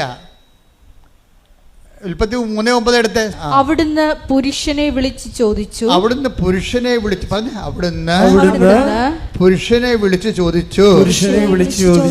നീ എവിടെയാണ്? ഓക്കെ, ക്ലിയർ, തീർന്ന്. ചോദ്യം എത്രയേ ഉള്ളൂ, നീ എവിടെയാണ്? പക്ഷേ ഈ ദൈവത്തിന് അറിയാം നീ എവിടെ ആയിരിക്കേണ്ടവനാണെന്ന് പറഞ്ഞുകൊണ്ട് അത് പറഞ്ഞു കൊടുക്കേണ്ടതാണ്. പറഞ്ഞു കൊടുക്കത്തില്ല. കാര്യം എന്താണ്? അയാൾ മനസ്സാന്തപ്പെട്ടിട്ട് ദൈവത്തെ കഞ്ഞി വെക്കേണ്ട കാര്യമില്ല. കാര്യം അവൻ ചെയ്തിരിക്കുന്ന തിന്മയ്ക്ക് പകരം ദൈവം റീഫണ്ട് ചെയ്യാൻ വേണ്ടി ആൾക്കാരെ എല്ലാം നിശ്ചയിച്ചു കഴിഞ്ഞു. മാതാവ് മനസ്സിൽ മാനസപുത്രിയെ പോലെ ജനിച്ചു. ഈശോയുടെ പരിശോധനത്തെക്കുറിച്ച് ദൈവം പ്ലാനിട്ടു. അപ്പോൾ ഈ പന്നി ഇനി മാനസാന്തപ്പെട്ടിട്ട് ദൈവം ഒന്നും കാണിക്കാനില്ല. ഇവിടെ എന്താ പ്രശ്നം വെച്ചാൽ നീ എവിടെയാണെന്നാണ് ആദത്തിനോട് ചോദിക്കുന്നത്. പക്ഷേ ദൈവത്തിനറിയാം ഇവൻ എവിടെ ആയിരിക്കേണ്ടവനാണ്, എവിടെയാണ് ആകേണ്ടതെന്ന് ദൈവത്തിന് അറിയാം. ആ സ്ഥലം ഒന്ന് പറഞ്ഞു കൊടുത്താൽ മതിയായിരുന്നു, ആദം തിരിച്ചു വന്നേനം. പക്ഷേ അനുദപിക്കാൻ അവന് അവസരം കൊടുത്തില്ല. അത് എവിടെ ആയിരിക്കണം? അപ്പോൾ എബ്രാഹത്തിനെ വിളിച്ചപ്പോൾ ദൈവം പറഞ്ഞു, മകനെ, ഞാൻ നിൻ്റെ ദൈവമാണ്, നീ എവിടെ ആയിരിക്കണമെന്ന് ഞാൻ പറയാം, നീ എവിടെ ആയിരിക്കണം, നീ എൻ്റെ മുമ്പിലായിരിക്കണമെന്ന്. കൈയടിച്ച് കർത്താവിനെ പറഞ്ഞ അബ്രാമിന് 99 വയസ്സായപ്പോൾ കർത്താവ് പ്രത്യക്ഷപ്പെട്ട് അവനോട് അരുളി ചെയ്തു, സർവശക്തനായ ദൈവമാണ് ഞാൻ, എന്റെ മുമ്പിൽ വ്യാപരിക്കുക, കുറ്റമറ്റവനായി വർത്തിക്കുക. അതായത് ആദത്തിനോട് ഇത് പറയാമായിരുന്നു. എന്താണ്? നീ കുറ്റമറ്റവനായിട്ട് വ്യാപരിച്ചാൽ എൻ്റെ മുമ്പിൽ നിനക്ക് വ്യാപരിക്കാൻ പറ്റുമെന്ന്. അപ്പോൾ ആദത്തിനോട് എവിടെയാണെന്നേ ചോദിച്ചുള്ളൂ. പക്ഷേ എവിടെയാണ് ആയിരിക്കണമെന്ന് ദൈവത്തിൻ്റെ കയ്യിൽ ഉത്തരവുണ്ട്. പക്ഷേ ഈ പാവത്തിനോട് അത് പറയണില്ല. പക്ഷേ എബ്രാഹത്തിനോട് പറഞ്ഞു. എന്താ കാര്യം? എബ്രാഹം വിശ്വസിക്കുമെന്നും ഉടമ്പടി പാലിക്കുമെന്നും ദൈവത്തിന് അറിയാം. എൻ്റെ ദൈവപൈതലെ, ദൈവത്തിൻ്റെ വചനം ആര് പാലിക്കുമെന്ന് ദൈവത്തിന് അറിയാമെങ്കിൽ ആ അറിവിന്റെ അടിസ്ഥാനത്തിലാണ് നിനക്ക് അനുദപിക്കാൻ അവസരം നൽകണത്. കൈയടിച്ച് സ്തുതിക്കട്ടെ. ഹല്ലേലൂയ.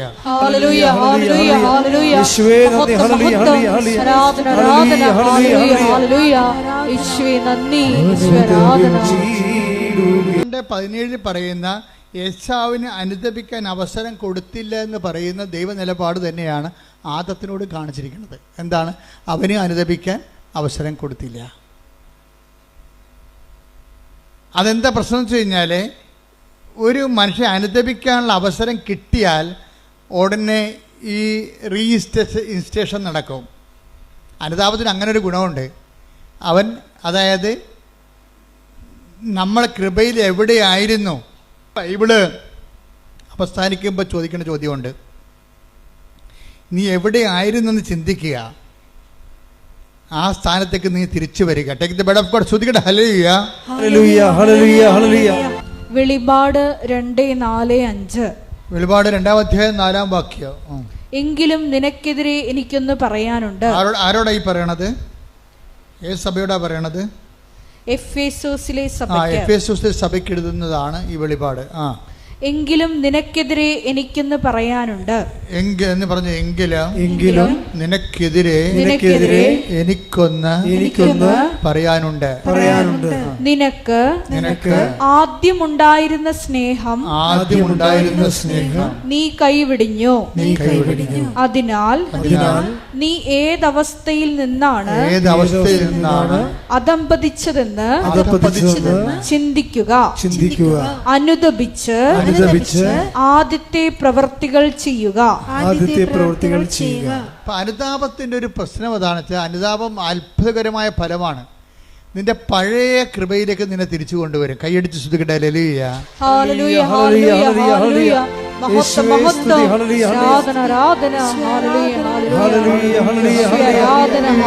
പുനരുദ്ധരിക്കാനുള്ള ആദ്യ നടപടി എന്ന് പറയുന്നത് അനുതാപമാണ്. ഒരുപക്ഷെ ഞാൻ പറയും അവസാന നടപടി അത് തന്നെയാണ്.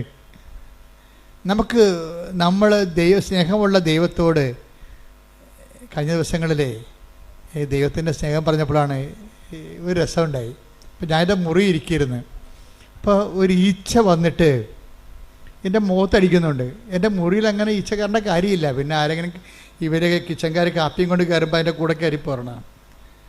അപ്പോൾ എനിക്കാണെങ്കിൽ ഭയങ്കര അലർജിയാണ് ഈ ഈച്ചയെ കാണുന്നത്. ഈച്ച വന്നിട്ട് എൻ്റെ നെറ്റിക്കടിച്ചുകൊണ്ടിരിക്കുകയാണ്.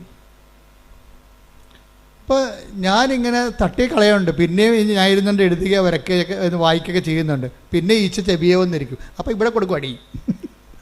അപ്പോൾ പിന്നെ ഈച്ച ഇവിടെ വന്നിരിക്കും. ഈച്ചയുടെ അവസ്ഥ അറിയാമല്ല, ഒരു ബുദ്ധിയും ബോധവും ഇല്ലാത്ത സാധനം. അത് നമ്മളെ ടാർഗറ്റ് ചെയ്താൽ പിന്നെ നമ്മളേക്കൊന്നും പോകത്തില്ല. അപ്പോൾ എനിക്കാണെങ്കിൽ വിറഞ്ഞിരിക്കുകയാണ്. അപ്പം ഞാനുടനെ വിറഞ്ഞാലും ഞാൻ കർത്താവിനെ വിളിക്കും. ഞാൻ പറഞ്ഞു, കർത്താവേ, ഈ സാധനം ചത്ത് വീഴണമെന്നുണ്ടെങ്കിൽ ഇപ്പം ചത്ത് വീഴണം, ഒറ്റടി വെച്ച് കൊടുക്കും. എൻ്റെ നെറ്റിക്ക് വന്നിരിക്കുമ്പോൾ ഞാൻ കർത്താവിനോട് പറയണതാണ്. ഇപ്പം കർത്താവിടെ ഇരിപ്പുണ്ടല്ല. ഇപ്പോൾ മേമ്പൊടി ഈ ആൾക്കാരിങ്ങനെ കൊച്ചു കഥ പറഞ്ഞവർ പറയുകയില്ല, ഉള്ള സത്യമേ പറയത്തുള്ളൂ. അതായത് ഞാൻ എൻ്റെ നെറ്റിക്ക് വന്നിരുന്നപ്പോൾ ഞാൻ പറഞ്ഞു, കർത്താവേ, ഞാൻ എന്നെ അടിക്കാൻ പോവുകയാണ്, ഇത് ചത്ത് വീഴണത് ആണ് നിൻ്റെ തിരുമനസ്സെങ്കിൽ ഇപ്പം ചത്ത് വീഴണമെന്ന് പറയും. ഞാൻ ഒറ്റടി വെച്ച് കൊടുത്ത് എൻ്റെ കണ്ണട 2 കഷ്ണമായിപ്പോയി. എന്തൊപ്പം അറിയാനാണ്. ഞാനും മനോജും ഡ്രൈവറും കൂടി ഉടനെ കണ്ണടയും പിടിച്ച് അത് ഉണ്ടാക്കിയ സ്ഥലത്തേക്ക് പോയി. ചേർത്തല വാങ്ങിച്ച സ്ഥലത്തേക്ക്. ഞാൻ 2 കഷ്ണമായി പോയി നിങ്ങൾ തന്ന കണ്ണട. ഞാൻ അടിച്ചതാണെന്നുള്ളതാണ് സത്യമാണ്. ഞാൻ അവരോട് മറച്ചൊന്നും വെച്ചില്ല. പക്ഷേ ഈ കണ്ണട ഇനി എന്തെങ്കിലും ചെയ്യാൻ പറ്റുമോ, അതോ വേറെ കണ്ണട വാങ്ങിക്കണമെന്ന് ചോദിച്ചപ്പോൾ അവർ പറയണത് ഇത് ഞങ്ങളുടെ കണ്ണട അല്ലെന്ന്. അപ്പോൾ എനിക്ക് ഭയങ്കര ഡൗട്ടാണ്, ഇതെന്ത് പരിപാടി? എനിക്കാണെങ്കിൽ കുറേ ദിവസമായിട്ട് കണ്ണ് കഴക്കുകയൊക്കെ ചെയ്യുന്നുണ്ട്. ഇത് ഈ കണ്ണട വെച്ചിട്ടും എനിക്ക് കണ്ണ് കാണാനൊന്നും പറ്റണില്ല. ഞാൻ അലസത എന്നോട് ചോദിക്കുകയായിരുന്നു ഒരു ദിവസം, അച്ഛൻ എന്താ 2 കണ്ണടയും വെച്ചുകൊണ്ടിരിക്കണമെന്ന്. അതാണ് അലസത. അതേ പോകുമ്പോൾ ഞാൻ 2 കണ്ണടയും വെച്ചുകൊണ്ടിരിക്കുകയാണ്. എന്താ കാര്യം, ഒരു കണ്ണട ഓൺലൈനിൽ വരുത്തിച്ച് ഒരു ഈ റീഡിങ് ക്ലാസ്, ഈ ക്ലാസ്സിൻ്റെ കൂടെ വേറൊരു റീഡിങ് ക്ലാസ് കൂടി വെച്ചിട്ട് പോലും അക്ഷരങ്ങൾ ഡബിളായിട്ട് കാണുന്നു. എന്നാലും വേറെ മാർഗ്ഗമൊന്നുമില്ല, കാശ് കൊടുത്ത് മേടിച്ചതല്ലേ, ഇത്രയും നാളല്ലേ അയാൾ മേടിച്ചിട്ട്. ഇനി ഇത് നമ്മൾ പെട്ടെന്ന് വേറെ മേടിക്കുമ്പോൾ ധാരാളിത്തമായി പോകത്തില്ലേ. അതുകൊണ്ട് കണ്ണ് കഴിച്ചെങ്കിലും ഞാൻ കരു അടിച്ചെങ്കിലും ഇങ്ങനെ സഹിച്ചിരിക്കുമ്പോഴാണ് ഈച്ച വരുന്നത്. കൊടുത്തനടി 2 കഷ്ണം. അപ്പോൾ അവർ പറഞ്ഞു, അച്ഛ ഇത് ഞങ്ങൾ തന്ന കണ്ണടയാണിത്, പക്ഷേ 6 കൊല്ലം മുമ്പ് തന്നതാണ്. അച്ഛൻ 4 മാസം മുമ്പ് ഒരു കണ്ണട ഇവിടുന്ന് വാങ്ങിച്ചിട്ടുണ്ട്. അത് ശരിയാ, അതാണ് ഇതെന്നും പറഞ്ഞ് ഞാൻ വെച്ചോണ്ട് നടക്കണത്. രതീഷ് പറ്റിച്ച പണിയാണ്. ഞാൻ അമേരിക്കയെ ധ്യാനിപ്പിക്കാൻ പോയപ്പോൾ രതീഷ് ഒരു കണ്ണട എടുത്തതിൻ്റെ ബാഗിൽ വെച്ച് തന്ന്. അതുകൊണ്ട് ഞാൻ അവിടെ കൊണ്ടുപോയി അവിടെ കൊണ്ട് നിർത്തിയപ്പോൾ എൻ്റെ കണ്ണൊക്കെ കഴക്കുന്നുണ്ട്. തിരിച്ചത് തന്നെ കൊണ്ടു. എനിക്കറിയാൻ പാടില്ല. ഞാനോട് ഇത് തന്നെ എനിക്ക് നമ്മൾ വാങ്ങിച്ച കണ്ണടയെന്ന് പറഞ്ഞ് നടക്കുകയാണ്. അപ്പോൾ അതുകൊണ്ട് തിരിച്ചു വന്നപ്പോൾ അത് വെച്ചിട്ട് നടക്കുകയാണ്. കണ്ണാണെങ്കിൽ കണ്ണ് കാഴ്ച പോവുകയും ചെയ്തുകൊണ്ടിരിക്കുകയാണ്. പക്ഷേ ഇത് ഇനി മുന്നോട്ട് പോകുന്നത് ശരിയല്ലെന്ന് അമ്മയ്ക്ക് മനസ്സിലായി. അതുകൊണ്ട് ഈ സാധനം അടിച്ച് പൊട്ടിച്ച്. പക്ഷേ കണ്ണട ചെന്നപ്പോൾ കടയിൽ ചെന്നപ്പോൾ അവർ പറയുകയാണ്, ഇത് ഞങ്ങൾ തന്ന 6 കൊല്ലം മുമ്പ് തന്ന കണ്ണടയാണ്. അച്ഛൻ്റെ കണ്ണൊന്ന് ടെസ്റ്റ് ചെയ്യണമെന്ന് കണ്ണ് ടെസ്റ്റ് ചെയ്തപ്പോൾ പറഞ്ഞ് ഈ ടെസ്റ്റെല്ലാം മാറിയിരിക്കുകയാണ്. അച്ഛൻ്റെത് കണ്ണിൻ്റെ പവർ കൂടിയിട്ടുണ്ട്. ഇത് 6 കൊല്ലം മുമ്പുള്ള പവറാണിത്. അവിടെ ഒരു രജിസ്റ്റർ ഉണ്ട്. ഇപ്പോഴത്തെ വേറെയാണ്. ഇപ്പോഴത്തെ കണ്ണടയ്ക്കുള്ള ടെസ്റ്റ് അച്ഛൻ 4 മാസം മുമ്പ് നടത്തിയതിൻ്റെ കണ്ണട തന്നിട്ടുണ്ട്. അതിവിടെ ഉണ്ട്, നോക്കാൻ പറഞ്ഞ്. ഇവിടെ ഒന്ന് നോക്കിയപ്പോൾ ഉണ്ട്, സ്റ്റോറിൽ അത് ഇരിപ്പുണ്ട്. ആ പുതിയ കണ്ണട മേടിച്ചിട്ട് സ്റ്റോറിൽ ഇരിപ്പുണ്ട്. പഴയ കണ്ണടയെ വെച്ച് കണ്ണും കടച്ച് നടക്കുകയാണ് ഞാൻ. അതുകൊണ്ട് തന്നെ ഈച്ച അല്ലാതെ മാതാവ് ഒരു പണി ചെയ്തിരിക്കണത് എന്താണ്, ഞാൻ കണ്ണട മാറ്റുകയെന്ന് അമ്മയ്ക്കറിയാം. കാരണം കാശ് കൊടുത്ത് മേടിച്ച സാധനം മാറ്റുകയില്ല. അതുകൊണ്ട് ഈ സാധനം തല്ലിപ്പൊട്ടിച്ചാൽ മാത്രമേ ആ പഴയ കണ്ണടത്ത് വെക്കത്തുള്ളൂ, കണ്ണട അന്വേഷിക്കത്തുള്ളൂ. നോക്കിയേ, ദൈവം എന്തുമാത്രമാണ് മനുഷ്യനെ സ്നേഹിക്കണത്. ഇത് നിങ്ങളുടെ എല്ലാ ജീവിതത്തിലുണ്ട്. ഒരു കാര്യം പോലും, നിങ്ങളുടെ നിസ്സാര കാര്യം പോലും നമുക്ക് ഈ അനുതാപം ഉണ്ടാകുന്നത് എങ്ങനെയാണ്? ദൈവസ്നേഹത്തെക്കുറിച്ച് അനുഭവിച്ച് കഴിയുമ്പോഴാണ് ഇത്ര നല്ല ദൈവത്തോട് ഞാൻ അപരാധം, ആ വാക്ക് കേട്ടില്ല എന്ന് നോക്കണം. അവിടെ ഒരു അനുതാപം. അപ്പം അനുതാപം ഓട്ടോമാറ്റിക്കായിട്ട് ഉണ്ടാകത്തില്ല. എങ്ങനെ ഉണ്ടാകും? ദൈവസ്നേഹം കൂടണം. ഒന്ന് പ്രാർത്ഥിച്ചേ, കർത്താവായ ദൈവമേ, എനിക്ക് അനുതാപം ഉണ്ടാകാൻ ആവശ്യമായ ദൈവസ്നേഹത്താൽ എന്നെ അഭിഷേകം ചെയ്യണമേ. ദൈവസ്നേഹത്താൽ എന്നെ അഭിഷേകം ചെയ്യണമേ. ശ്രുതികട ഹല്ലേലൂയ. ആരാധനയും സ്തുതിയും പുകഴ്ചയും ഉണ്ടായിരിക്കട്ടെ. നമ്മൾ ആദ്യം പറഞ്ഞ ഒരു സഹായം ഇപ്പോൾ വേണം. എന്ന് വെച്ച് കഴിഞ്ഞാൽ, നിങ്ങൾ പരിശുദ്ധാത്മാവിനോട് പറയണം, സഹായകനായ പരിശുദ്ധാത്മാവേ എന്നെ സഹായിക്കണമേ. എന്നെ കർത്താവ് സ്നേഹിച്ച അതെല്ലാം എന്നെ അനുസ്മരിപ്പിച്ച് തരണമെന്ന് പ്രാർത്ഥിക്കണം. ഒന്ന് പറഞ്ഞ, സഹായകനായ പരിശുദ്ധാത്മാവേ എന്നെ സഹായിക്കണമേ. എന്നെ കർത്താവ് സ്നേഹിച്ച സാഹചര്യങ്ങളെയും സമയങ്ങളെയും എന്നെ അനുസ്മരിപ്പിച്ച് തരണമേ. അപ്പൊ അത് ഇന്ന ജാതി എന്നൊന്നുമില്ല. ആരെ വേണമെങ്കിലും ദൈവം സഹായിക്കും. നമുക്കൊരു അനുതാപം ഉണ്ടായാൽ മതി. കഴിഞ്ഞ ദിവസങ്ങളിൽ ഇന്നലെ ഒരു സാക്ഷ്യം ഉണ്ടായി. സാക്ഷ്യം പറഞ്ഞ കക്ഷിയുടെ പേര് അതായത് സ്മിത മാർട്ടിൻ. സ്മിത മാർട്ടിൻ്റെ പ്രശ്നം, അവൾക്ക് അധികം പൈസയൊന്നും ഇല്ല. IELTS എഴുതി കുറച്ച് കാശ് പോയിട്ടുണ്ട്. അപ്പോൾ ഇനി IELTS എഴുതണോ അതോ വേറെ എന്തെങ്കിലും കോഴ്സ് ചെയ്യണമെന്നാണ് സ്മിത ചോദിക്കണത്. അപ്പോൾ അത് ഓഫീസിൽ നിന്നും പറഞ്ഞ്, ഞങ്ങൾക്കൊരു ചീട്ട് വേണം, അച്ഛനെ കാണണം, അച്ഛനോട് ചോദിക്കണം, IELTS എഴുതണോ അതോ ഞങ്ങൾ വേറെ വല്ല കോഴ്സും ചെയ്യണം, മെസ്സേജ് എടുക്കണമെന്ന് പറഞ്ഞു. അപ്പോൾ സ്മിതയ്ക്ക് ഉടമ്പടി ഇല്ലാത്ത കൊണ്ട് ഓഫീസിൽ നിന്ന് പറഞ്ഞ്, നീ ഉടമ്പടി എടുത്തിട്ടില്ലല്ലോ, നീ 18 വയസ്സ് കഴിഞ്ഞതല്ലേ, നീ ആദ്യം ഉടമ്പടി എടുത്ത് കഴിഞ്ഞതിന് ശേഷം നമുക്ക് ഈ വിഷയം സംസാരിക്കാമെന്ന് പറഞ്ഞു. അവൾ ഉടമ്പടി എടുത്ത് കഴിഞ്ഞപ്പോൾ അവളുടെ അമ്മയ്ക്ക് ഉടമ്പടി ഉണ്ട്, പക്ഷേ ഇത് ഇവളുടെ പ്രൈവറ്റ് കേസായത് കാരണം അവൾക്ക് വയസ്സ് 18 കഴിഞ്ഞ കാരണം ഉടമ്പടി എടുക്കാൻ ബാധ്യതയാണ്. അപ്പോൾ അവൾ ഉടമ്പടി എടുത്ത് കഴിഞ്ഞപ്പോൾ ഉടനെ വീണ്ടും പറഞ്ഞു നമുക്കിനി മെസ്സേജ് ചോദിക്കാമല്ലോ എന്ന് പറഞ്ഞ്. അപ്പോൾ അവർ പറഞ്ഞു നിങ്ങളുടെ കയ്യിൽ ഹോൾ ടിക്കറ്റ് ഇല്ലല്ലോ, ഹോൾ ടിക്കറ്റ് ഉണ്ടെങ്കിലല്ലേ അച്ഛൻ്റെ അടുത്ത് വരാൻ പറ്റത്തുള്ളൂ, രേഖ വേണ്ടേ. അപ്പോൾ ഹോൾ ടിക്കറ്റ് വരുമ്പോൾ വരാം. അപ്പോൾ എന്തിൻ്റെ ഹോൾ ടിക്കറ്റാണ് അറിയത്തില്ല, എങ്ങനെ അറിയും? അപ്പോൾ പറഞ്ഞ് അമ്മയും മകളും കൊണ്ട് ഇരുന്നിട്ട് ഡിസ്കസ് ചെയ്യേ. അമ്മയും മകളും കൊണ്ട് ഡിസ്കസ്സാണ് എങ്ങനെയാണ് നമ്മൾ IELTS എടുക്കണ. അപ്പോൾ അവൾ പറഞ്ഞ് അമ്മ പറയണം ഞാൻ എടുത്തോളാം, കാര്യം കാശ് കുറേ ചിലവാകും, 10-35,000 രൂപ ചിലവാകും. അപ്പോൾ അമ്മ പറയും ഇനിയും കാശ് കളയാൻ ഞാൻ കുടുംബത്തിലുണ്ട്. അപ്പോൾ അമ്മ പറയാതെ ഞാൻ എടുക്കത്തില്ല, അപ്പനോട് ചോദിക്കണ്ടേ. അപ്പോൾ പറഞ്ഞ് നമ്മൾ ജയിക്കുമെങ്കിൽ എടുത്താൽ മതിയല്ല, ഇത് നമ്മൾ ജയിക്കുമെങ്കിൽ IELTS എടുത്താൽ മതിയല്ലേ, വെറുതെ കാശുകളുടെ കാര്യമുണ്ട്. അത് മകൾ ചോദിക്കുകയാണ്.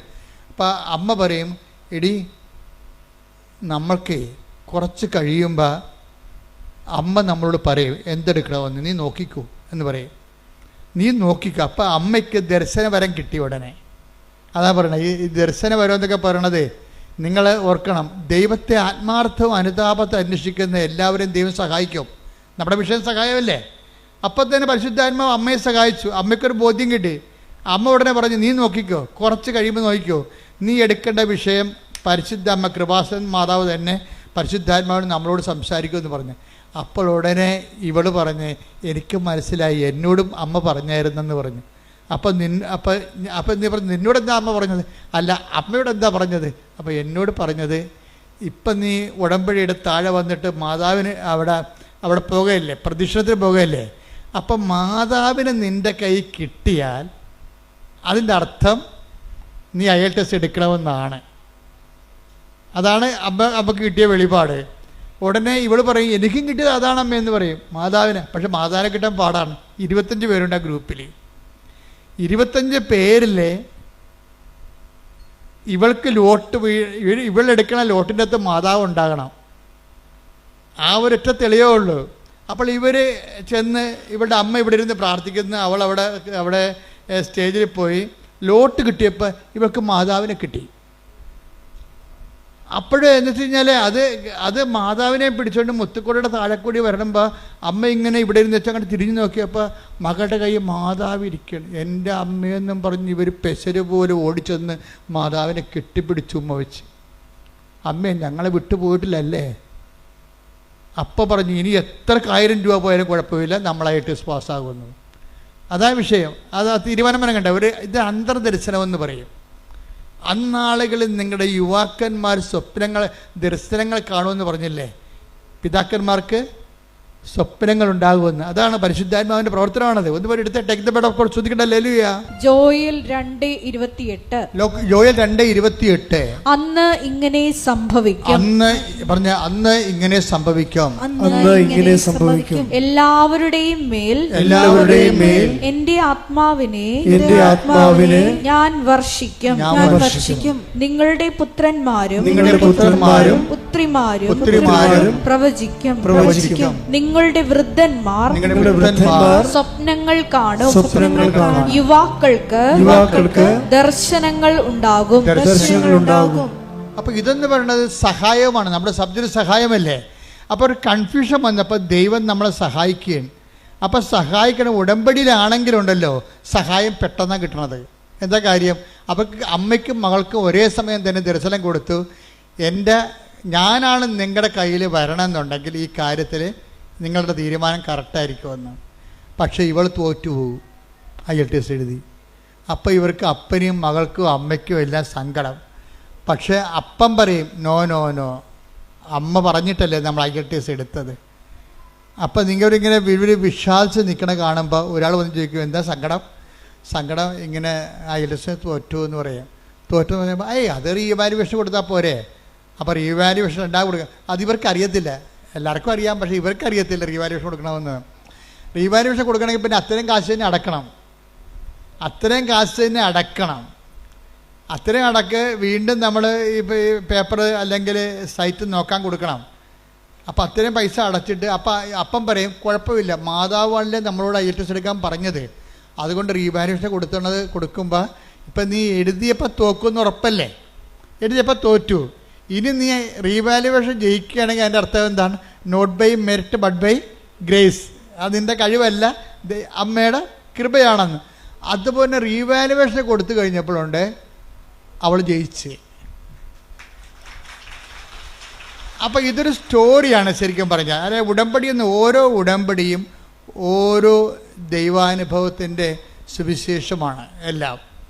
പക്ഷേ ഇത് ഫോളോ ചെയ്യുമ്പോൾ നമ്മളെപ്പോഴും ശ്രദ്ധിക്കേണ്ടത് ഒരു ഇൻറ്റേരിയം പീരീഡിന് വേണ്ടിയുള്ള ഒരു അഡ്ജസ്റ്റ്മെൻറ്റായിട്ട് ദൈവവുമായിട്ട് നിങ്ങൾ നീങ്ങിയാൽ ഇതുപോലുള്ള വലിയ കാര്യങ്ങൾ ദൈവമായിട്ട് നിങ്ങളായിട്ട് ചെയ്യത്തില്ല. ഇതിപ്പോൾ ദർശനങ്ങളിലേക്ക് പോയില്ല, അവർ പ്രവചനങ്ങളിലേക്കും ദർശനങ്ങളിലേക്കും പോകണില്ല. എന്തായാലും വലിയ കാര്യങ്ങളാണ്. ഇതിന് വലിയ കാര്യങ്ങളെന്നാണ് പറയണത്. ഞാൻ എൻ്റെ പിതാവിനോട് ചോദിക്കുകയും ഇതിനേക്കാൾ വലിയ കാര്യങ്ങൾ നിങ്ങൾ കാണുകയും ചെയ്യും. Take the bed of God. ശ്രദ്ധിക്കട്ടെ. Hallelujah, hallelujah, hallelujah, hallelujah, hallelujah. യേശുവേ നന്ദി. Hallelujah, hallelujah, hallelujah, hallelujah, hallelujah. Yohannan 1:50. Yohannan 1:50. Yesu പറഞ്ഞു, അത്തിമരത്തിന്റെ ചുവട്ടിൽ നിന്നെ കണ്ടു എന്ന് ഞാൻ പറഞ്ഞതുകൊണ്ട് നീ എന്നിൽ വിശ്വസിക്കുന്നു. അല്ലേ? എന്നാൽ ഇതിനേക്കാൾ വലിയ കാര്യങ്ങൾ നീ കാണും. Praise the Lord. അതായത് സ്വർഗീയമായ കാര്യങ്ങളെക്കുറിച്ചാണ് പിന്നീട് സംസാരിക്കുന്നത്. ഇപ്പം സ്വർഗീയമായ മേഖലയിലെ അതുപോലെ തന്നെ പ്രവചനങ്ങൾ, ദർശനങ്ങൾ, സ്വപ്നങ്ങൾ ഒക്കെ തുടങ്ങിക്കഴിഞ്ഞാൽ നീ ഉടമ്പടിയുടെ രണ്ടാം ഘട്ടത്തിലേക്ക് പ്രവേശിക്കുന്നതിൻ്റെ അർത്ഥം, ഇപ്പോൾ ഒരു മകള് ഇന്നലെ ഒരു സാക്ഷ്യം പറഞ്ഞത്, അവളുടെ കോളേജിൻ്റെ അമ്മ ഉടമ്പടി എടുത്തപ്പോൾ തന്നെ കോളേജിൻ്റെ വാതിക്കൽ മഴവില്ല് തെളിഞ്ഞു നിൽക്കുന്നത്. അവൾ ഉടനെ മൊബൈൽ എടുത്തിട്ട് അമ്മയ്ക്ക് അയച്ചു കൊടുത്തു, അമ്മേ ഉടമ്പടി എടുത്തല്ലേ, അമ്മ മഴവില്ലുമായി എൻ്റെ മുമ്പിൽ നിൽക്കണമെന്ന്. അതായത് അടയാളം കണ്ടുകൊണ്ടേയിരിക്കും, വലിയ കാര്യങ്ങൾ ഇങ്ങനെ കണ്ടുകൊണ്ടേയിരിക്കും. അതുകൊണ്ട് ഇപ്പോൾ ബൈബിൾ എപ്പോഴും പറയണത് കാണുന്ന കാര്യങ്ങൾ വളരെ സീരിയസ് ആണ്, അവനെ കേൾക്കുന്ന കാര്യങ്ങൾ. ഉടമ്പടിക്ക് രണ്ടുമുണ്ട്. ഉടമ്പടിക്ക് 3 കാര്യങ്ങളുണ്ട്. കാണുന്ന കാര്യങ്ങളുണ്ട്, കേൾക്കുന്ന കാര്യങ്ങളുണ്ട്, പിന്നെ എന്താണ്, ചെയ്യുന്ന കാര്യങ്ങളുണ്ട്.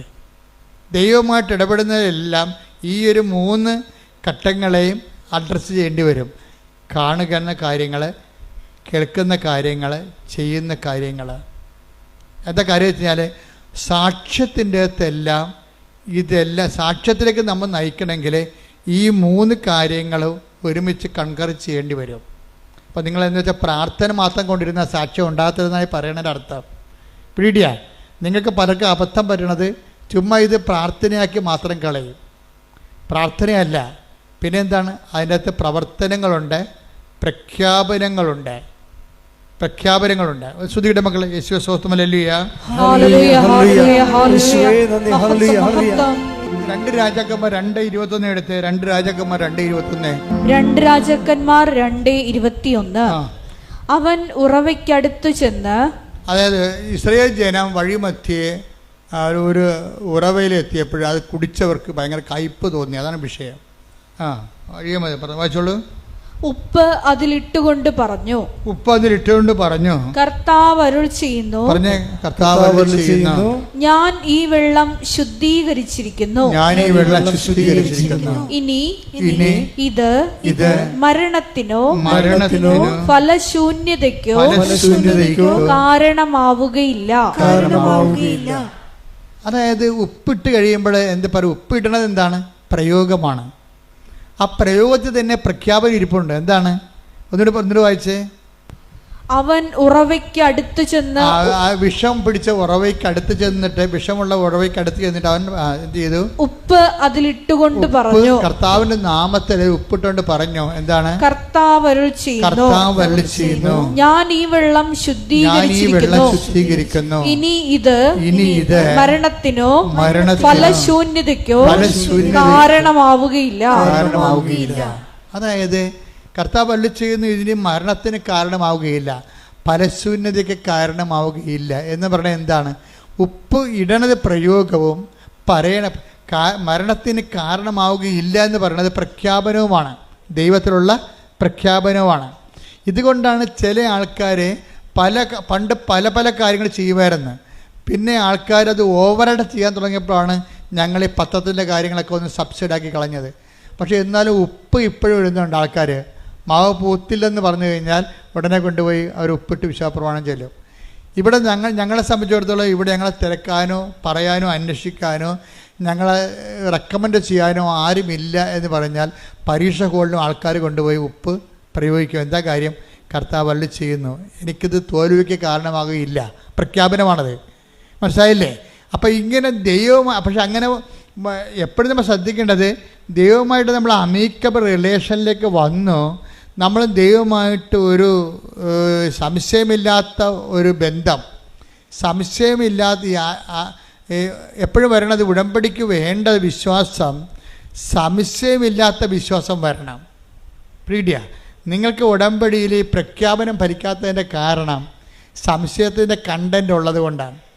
നിങ്ങൾ ഉപ്പൊക്കെ ഇടുകയെ, പക്ഷേ ചിലത് ഫലിക്കത്തില്ല. കാര്യം വെച്ച് കഴിഞ്ഞാൽ അതിൻ്റെ അകത്ത് സംശയത്തിൻ്റെ കണ്ടൻ്റ് ഉള്ളത് കൊണ്ടാണ്. അപ്പം അത് നിങ്ങളെപ്പോഴും ചെയ്യേണ്ട കാര്യം വെച്ചാൽ ഈ സംശയം നീക്കാൻ വേണ്ടി പ്രത്യേകം ആന്തരിക അഭിഷേകം, അനോയിൻറ്റഡ് ഫെയ്ത്ത് എന്ന് പറഞ്ഞൊരു ഫെയ്ത്തുണ്ട്. ബൈബിളിൽ വലിയ വിശ്വാസം എന്നൊക്കെ പറയും, പക്ഷേ അനോയിൻറ്റഡ് ഫെയ്ത്താണ്. എന്നുവെച്ചാൽ അതിൻ്റെ അകത്ത് 10% ഫെയ്ത്തായിരിക്കും. കണ്ടൻറ്റ് വൈസ് 100% ഫെയ്ത്ത് വിശ്വാസം തന്നെയായിരിക്കും. അതിൻ്റെ അകത്ത് സംശയം ഉണ്ടാകത്തില്ല. പത്തോസിന് കുറച്ച് വിശ്വാസം ഉണ്ടെങ്കിലും പക്ഷെ പെട്ടെന്ന് കാലം നനഞ്ഞപ്പോൾ കാറ്റ് പിടിച്ചപ്പോൾ പുള്ളി താഴെ പോയില്ല, ടക്കോന്നും താഴെ പോയി. അപ്പോൾ കർത്താവ് എന്താ ചോദിക്കണത്? അല്പവിശ്വാസി. അതാണ് ചോദിക്കണത്. എന്താണ് കാര്യം? സംശയിച്ചത്. Take the word of God. അല്പവിശ്വാസി. മത്തായി 14:31. മത്തായി 14:31. ഉടനെ യേശു കൈനീട്ടി അവനെ പിടിച്ചുകൊണ്ട് പറഞ്ഞു, അല്പവിശ്വാസി, നീ സംശയിച്ചതെന്ത്? അല്പവിശ്വാസി, നീ സംശയിച്ചതെന്ത്? അപ്പം ഈ പ്രയോഗം നടത്തുന്നവരില്ലേ, കാശുരൂപത്തിൻ്റെ ഉപ്പിൻ്റെയും ഒക്കെ പ്രയോഗങ്ങൾ നടത്തുന്നവർ എപ്പോഴും ശ്രദ്ധിക്കേണ്ടത്, നിങ്ങൾ അതൊക്കെ ചെയ്യുന്നതിന് മുമ്പ് വിശ്വാസത്തിൻ്റെ അകത്ത് ആ വിശ്വാസം കണ്ടന്റ് അല്പം മാത്രമുള്ള വിശ്വാസമുണ്ട്. ബാക്കിയുള്ളതെല്ലാം എന്താണ്? അല്പവിശ്വാസി എന്ന് പറഞ്ഞാൽ അർത്ഥം എന്താണ്? അല്പം മാത്രം വിശ്വാസം, ബാക്കിയുള്ളത് എന്താണ്? സംശയം. അതാണ് വിഷയം. അതാണ് അല്പവിശ്വാസി, നീ സംശയിച്ചത് എന്ത്? അപ്പോൾ വിശ്വാസമുണ്ട്, പക്ഷേ ഒരു 30% 50% വിശ്വാസമുണ്ട്. പക്ഷേ 50% എന്താ ഉള്ളത്? സംശയമാണ്. ഇന്നലെ വേറെ ഒരു ലേഡി ഒരു സാക്ഷ്യം പറഞ്ഞിട്ടുണ്ട്. എന്ന് വെച്ച് കഴിഞ്ഞാൽ അവരുടെ സാക്ഷ്യം ജിസ്മി മേരി റെജി എന്നുള്ള ഒരു മോള് സാക്ഷ്യം വെച്ചിട്ടുണ്ട്. അവളുടെ സാക്ഷ്യത്തിന് തോന്നിയിരിക്കുന്നത്,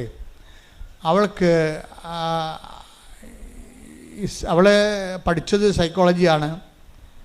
പക്ഷെ ഒരു നിമിഷം ഉടമ്പടി എടുത്ത് കഴിഞ്ഞപ്പോൾ അവളുടെ അമ്മ ഉടമ്പടിയിലാണ്.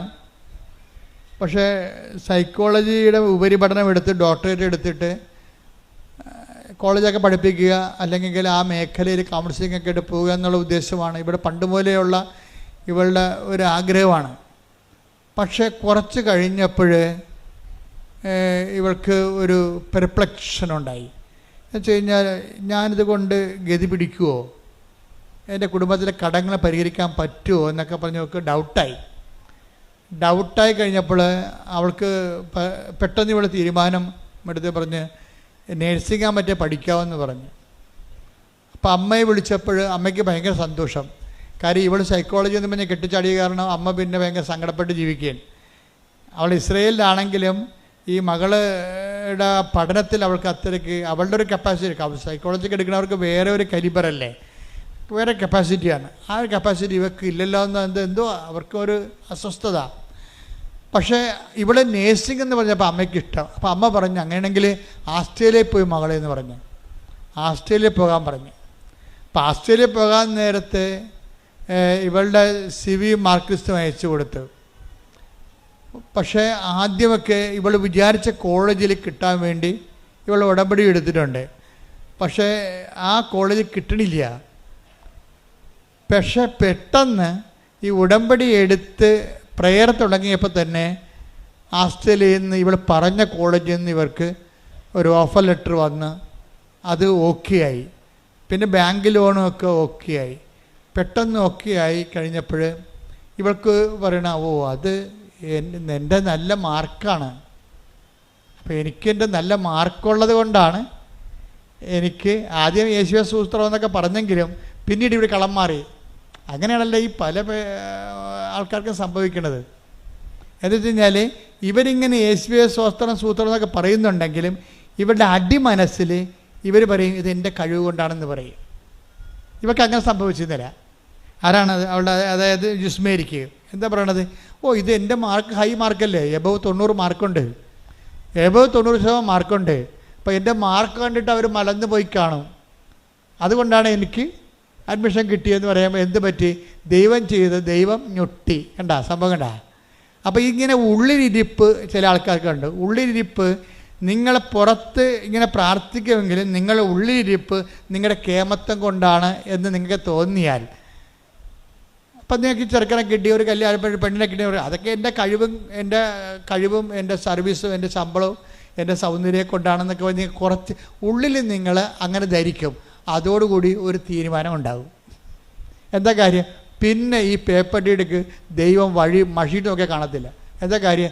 ദൈവത്തിനറിയാം നീ എന്ത് അഭ്യാസം ദൈവത്തെ വെച്ച് നേടിയാലും കുറച്ച് കഴിയുമ്പോൾ അതെല്ലാം നിൻ്റെ ക്രെഡിറ്റിലേക്ക് നീ കൊണ്ടുവരുമെന്ന് മനസ്സിലായി. ഇത് ഈ ഉടമ്പടിയിൽ ഏറ്റവും വരാൻ പോകുന്നൊരു അപകടമാണത്.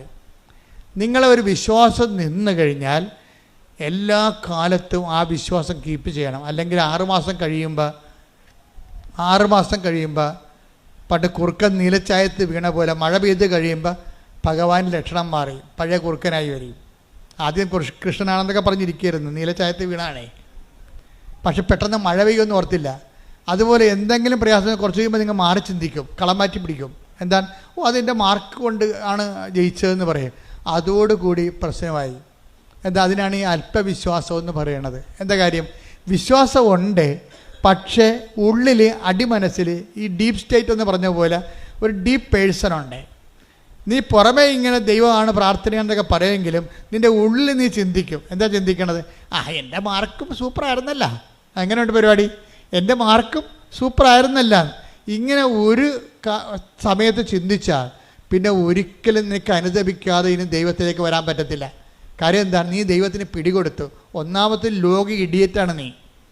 ബസ്റ്റാണെന്ന് വിളിക്കാത്തത് ബലിപീഠമായതുകൊണ്ടാണ് വിളിക്കാത്തത്. എന്നുവെച്ചാൽ പ്രശ്നം വെച്ച് കഴിഞ്ഞാൽ ലോക ഇഡിയറ്റാണ്. എന്താ കാര്യം വെച്ച് കഴിഞ്ഞാൽ നിനക്ക് കിട്ടിയ അനുഗ്രഹങ്ങൾ ഏതെങ്കിലും ഒരു സാഹചര്യത്തിൽ കൂട്ടുകാരാ വല്ലതൊക്കെ അത് വായി നോക്കിക്കളാ പറഞ്ഞു കഴിഞ്ഞാൽ ഉടനെ നീ കളം മാറി ചവിട്ടും. അതെൻ്റെ കഴിവ് കൊണ്ടാണ്. പിന്നെ പ്രാർത്ഥന, നിൻ്റെ കഴിവില്ലേ, നിനക്ക് ഇത്രയും മാർക്ക് ആർക്കുണ്ട് എന്നൊക്കെ ചോദിച്ചു കഴിയുമ്പോൾ നീ ഫ്ലാറ്റാവും അതോടുകൂടി. പക്ഷേ ഇവള് ഇങ്ങനെ പറഞ്ഞ് വിശ്വാസത്തിൽ അപ്പം ഡൗണായി കഴിഞ്ഞപ്പോൾ വേറൊരു കൂട്ടുകാരത്തെ കണ്ട്. അപ്പോൾ പറഞ്ഞു, എടി നീ നിൻ്റെ കാര്യം എന്തായി? എനിക്ക് അസ്റ്റലി ഇന്ന കോളേജിൽ കിട്ടി. അയ്യോ കിട്ടിയാ? എങ്ങനെ കിട്ടി? എപ്പോൾ കിട്ടി? ഇന്നലെ കിട്ടി. ഇന്നലെ കിട്ടിയാ? ഇന്നലെ കിട്ടി. എന്താണ്? ഇല്ല കിട്ടിയില്ല എനിക്ക് കിട്ടിയല്ല. അത് പേപ്പർ കാണിച്ച്. അപ്പോൾ ഇവർ തലയൊക്കെ വെക്കണം. എന്താ പ്രശ്നം വെച്ചാൽ കഴിഞ്ഞ ആഴ്ചയിൽ അഡ്മിഷൻ ക്ലോസ് ചെയ്തായിരുന്നു ആ കോളേജിൽ. ഇവർക്ക് പണി കിട്ടണ വരെ കണ്ടില്ലേ? ദൈവം വിടത്തില്ല, നിന്നെ പുറകെ നടക്കുകയാണ് ഈ പിശാചിൻ്റെ പുറകെ. എന്താ കാര്യം? നീ നിൻ്റെ കഴിവ് കൊണ്ടാണ്, മാർക്ക് കിട്ടിയത് കൊണ്ടാണ് അവിടെ ജയിച്ചതെന്ന് പറഞ്ഞു പോയില്ലേ? അപ്പോൾ ഇനി നിന്നെ കറക്റ്റ് കാര്യം പറഞ്ഞു തരേണ്ട ദൈവത്തിന് ചുമതലയല്ലേ? അപ്പോൾ ഒരു കൂട്ടുകാരത്തെ വിട്ടിരിക്കുകയാണ്. കൂട്ടുകാരത്തെ വിട്ടിയപ്പോൾ അപ്പോൾ കഴിഞ്ഞ ആഴ്ചയിൽ അത് പൂർത്തിയതാണ്, അവിടുത്തെ അഡ്മിഷൻ ക്ലോസ് ചെയ്തതാണ്. പിന്നെ നേക്ക് ഇന്നലെ കിട്ടി. അപ്പോഴാണ് ഇവർക്ക് വിഷമമായി, അനുതാപമായത്. ആ അനുതാപം എന്നെ വഴി കണ്ടില്ലേ? അനുതാപം അനുഭവത്തിൻ്റെ വരത്തുള്ളൂ. അപ്പോൾ അനുതാപം വന്നു. അപ്പോൾ അവൾ സോറി പറഞ്ഞു. അവൻ സാക്ഷ്യം ഉടനെ പറഞ്ഞു. സാക്ഷ്യം പറയരുതെന്നും പറഞ്ഞാൽ ഉടമ്പടി എടുത്തത്. പക്ഷേ ഇപ്പോൾ അവൾ സാക്ഷ്യം പറഞ്ഞു. എന്താ കാര്യം? അനുഭവം അത്തരമാണ്. കാര്യം എന്താണ്? ക്ലോസായി പോയ അഡ്മിഷന് ഇവക്ക് വേണ്ടി മാത്രം മാതാവ് പുതിയ അഡ്മിഷൻ ചെയ്ത് കൊടുത്തിരിക്കുകയാണ് ഓസ്ട്രേലിയയിൽ. കൈയടിച്ച് ശ്രദ്ധിക്കട്ടെ. Hallelujah, hallelujah, hallelujah, hallelujah. ഞങ്ങളുടെ യോഗ്യത നോക്കാതെ, കുറവുകൾ നോക്കാതെ ഉടമ്പടി വഴി ഞങ്ങളെ അനുഗ്രഹിക്കുന്ന അവിടുത്തെ കാരുണ്യത്തിന് നന്ദി പറയുന്നു. Hallelujah, hallelujah. കളം മാറ്റി ചിന്തിക്കുകയും നിങ്ങളുടെ ക്രെഡിറ്റിലേക്ക് ഈ സംഭവം കൊണ്ടുവരികയും ചെയ്യണത്. ദൈവം ഒരിക്കലും ഇങ്ങനെ നൽകിയ അനുഗ്രഹം എപ്പോഴും നോട്ട് ബൈ മെറിറ്റിലേക്ക് നൽകണത്. അതാണ് പ്രശ്നം. ഈ സംശയം വരുമ്പോൾ ഉണ്ടാകുന്ന പ്രശ്നം, ദൈവം നിങ്ങൾക്ക് എന്തെങ്കിലും തരണമെങ്കിൽ സ്വാഭാവികമായിട്ട് കിട്ടാത്ത കാര്യങ്ങളാണ് ദൈവം തരണത്. ദൈവം അല്ല, ദൈവത്തിൻ്റെ കൃപ കൊണ്ടായിട്ട് അവർക്ക് തരണത്. പക്ഷെ അത് കുറച്ച് കഴിയുമ്പോൾ നിങ്ങളുടെ കഴിവ് കൊണ്ടാണ് നിങ്ങൾ പറഞ്ഞു കഴിഞ്ഞാൽ ഉടമ്പടിക്കെതിരായ പാപമായിട്ട് മാറും അത്. പരിശുദ്ധാത്മാവിനെതിരായ പാപം പോലെ പറഞ്ഞ പോലെ ഉടമ്പടിക്കെതിരായ ചില അച്ഛന്മാർ ചോദിക്കും, ഉടമ്പടിക്കെതിരായ പാപങ്ങളോ? എന്നാ ഉടമ്പടി? ആരുടമ്പടി എടുത്തു? എന്ത് പാപം എന്നൊക്കെ ചോദിക്കും. അച്ഛന്മാർ വിവരക്കേട് അറിയാൻ മേലാതെ പറയണതാണ്. ഉടമ്പടി എടുത്ത് ദൈവത്തോട് നമ്മൾ ഉടമ്പടി ചെയ്ത് കഴിഞ്ഞാൽ ഇതുപോലെ സംശയങ്ങൾ വരികയും ദൈവത്തിൽ നിന്ന് അനുഗ്രഹം കൈപ്പറ്റുകയും അതേസമയം തന്നെ നിനക്ക് നോട്ട് ബൈ മെറിറ്റ്, നിൻ്റെ കഴിവല്ലാതെ ദൈവത്തിൻ്റെ കൃപ കൊണ്ട് നിനക്കൊരു ആനുകൂല്യം കിട്ടിയിട്ട് പിന്നീട് കളം മാറ്റി ചവിട്ടി അത് നിൻ്റെ കഴിവ് കൊണ്ടാണെന്ന് പറഞ്ഞാൽ അത് ഉടമ്പടിക്കെതിരായ പാപമായി മാറും. അങ്ങനെ ഉടമ്പടിക്കെതിരായ പാപങ്ങൾ ശരിക്കും പറഞ്ഞാൽ ഏറ്റുപറഞ്ഞ് കുമ്പസാരിക്കേണ്ടതാണ്. കാര്യം നിങ്ങൾ ചെയ്തിരിക്കുന്നത് ജോസഫച്ചനോടല്ല ഉടമ്പടി ചെയ്തിരിക്കുന്നത്. ആരുമായിട്ടാണ്? പരിശുദ്ധ അമ്മ വഴി ഈശോട് ചെയ്ത ഉടമ്പടിയാണ്. അതുകൊണ്ട് തന്നെ ആ വിഷയത്തിൻ്റെ മേലെ തുടർ നടപടികൾ ഉണ്ടാകണം. നിങ്ങൾ വിശുദ്ധി ജീവിക്കണം, അനുതാപത്തോടെ ജീവിക്കണം, ദൈവത്തിൻ്റെ സ്നേഹത്തിൻ്റെ മേഖലയിലായിരിക്കണം. ശ്രുതികട ഹല്ലേലൂയ.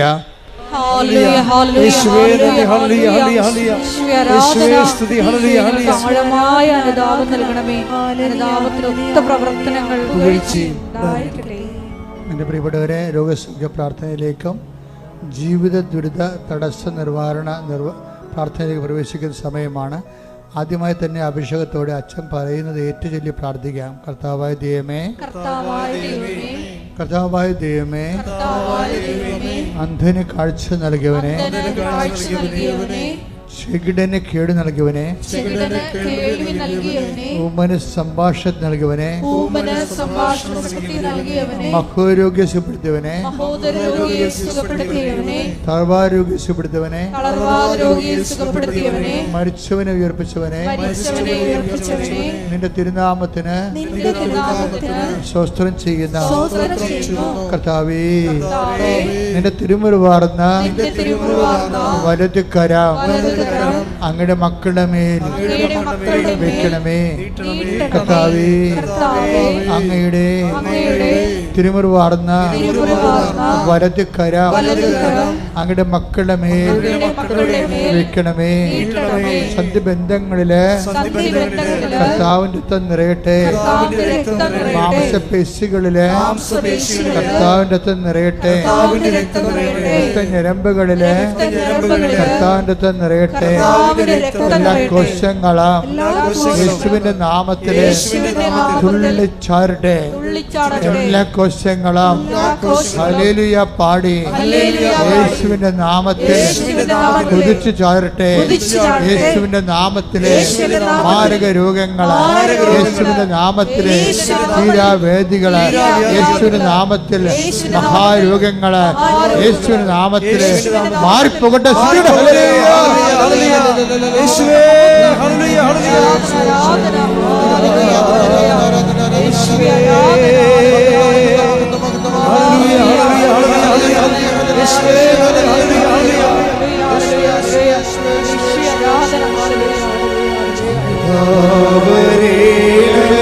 ബാധ്യതയുള്ളവര്, ജീവിതമാർഗം മുട്ടിപ്പോയവര്, കുഞ്ഞുങ്ങളെക്കുറിച്ച് അവലാതിയും വേവലാതിയും ഉള്ളവര്, കുഞ്ഞുങ്ങളുടെ ദുർഘടമായ ദുരന്തപൂർണമായ ചില ബന്ധങ്ങളും ചില അവസ്ഥകളും കൊണ്ട് വേദനിക്കുന്ന മാതാപിതാക്കന്മാർ, ഭാര്യഭർത്താക്കന്മാർ തമ്മിൽ വേർപിരിഞ്ഞ് ജീവിക്കുന്നവർ, ഒരുമിച്ച് ജീവിക്കാൻ ആഗ്രഹിക്കുന്നവർ, ജോലിക്ക് വേണ്ടി പരിശ്രമിക്കുന്നവർ, ജോലി നഷ്ടപ്പെട്ടിട്ട് അടുത്ത ജോലിക്ക് വേണ്ടി പരിശ്രമിക്കുന്നവരും, അതുപോലെ തന്നെ ജോലി ഇല്ലാത്തവരും, അതുപോലെ തന്നെ പലതരത്തിലുള്ള കുടുംബത്തിൻ്റെ പ്രാരാബ്ധങ്ങൾ, വിവാഹം ഒത്തുവരാത്തവർ, മക്കളില്ലാത്തവർ, ഇതുപോലെ വിദേശപരമായ ജോലിക്ക് വേണ്ടി ശ്രമിക്കുന്നവരും മറ്റു തരത്തിലുള്ള ജോലികൾക്ക് വേണ്ടി ഉദ്യമിക്കുന്നവർ, ഉദ്യമങ്ങൾ പരാജയപ്പെട്ടതും നിരാശകളും നീറ്റലുമായി അനുഭവിക്കുന്നവർ, അങ്ങനെ വ്യത്യസ്തങ്ങളായ ഭീഷണികൾ, പലതരത്തിലുള്ള കേസുകൾ, കോടതികൾ, ജയിലിൽ കിടക്കുന്നവർ പോരും. ഈ മേഖലകളെല്ലാം ദൈവത്തിൻ്റെ കരുണ, പരിശുദ്ധ കൃപാസനം അൾത്താരെ ജീവനോടെ പ്രത്യക്ഷപ്പെട്ട പരിശുദ്ധ അമ്മയുടെ ശക്തി ദൈവനാമത്തെ കടന്നു ചെന്നുകൊണ്ട് കർത്താവിൻ്റെ കൃപയിൽ ഇടിമുഴക്കം പോലെ അവിടെ എല്ലാം വിടുതൽ ലഭിക്കാൻ വേണ്ടി ശ്രുതിക്കട്ടെ. ഹല്ലേലൂയ.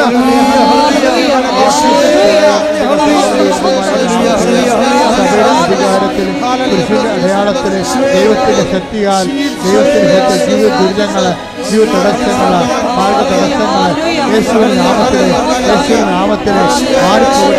മാറിപ്പോകട്ടെ.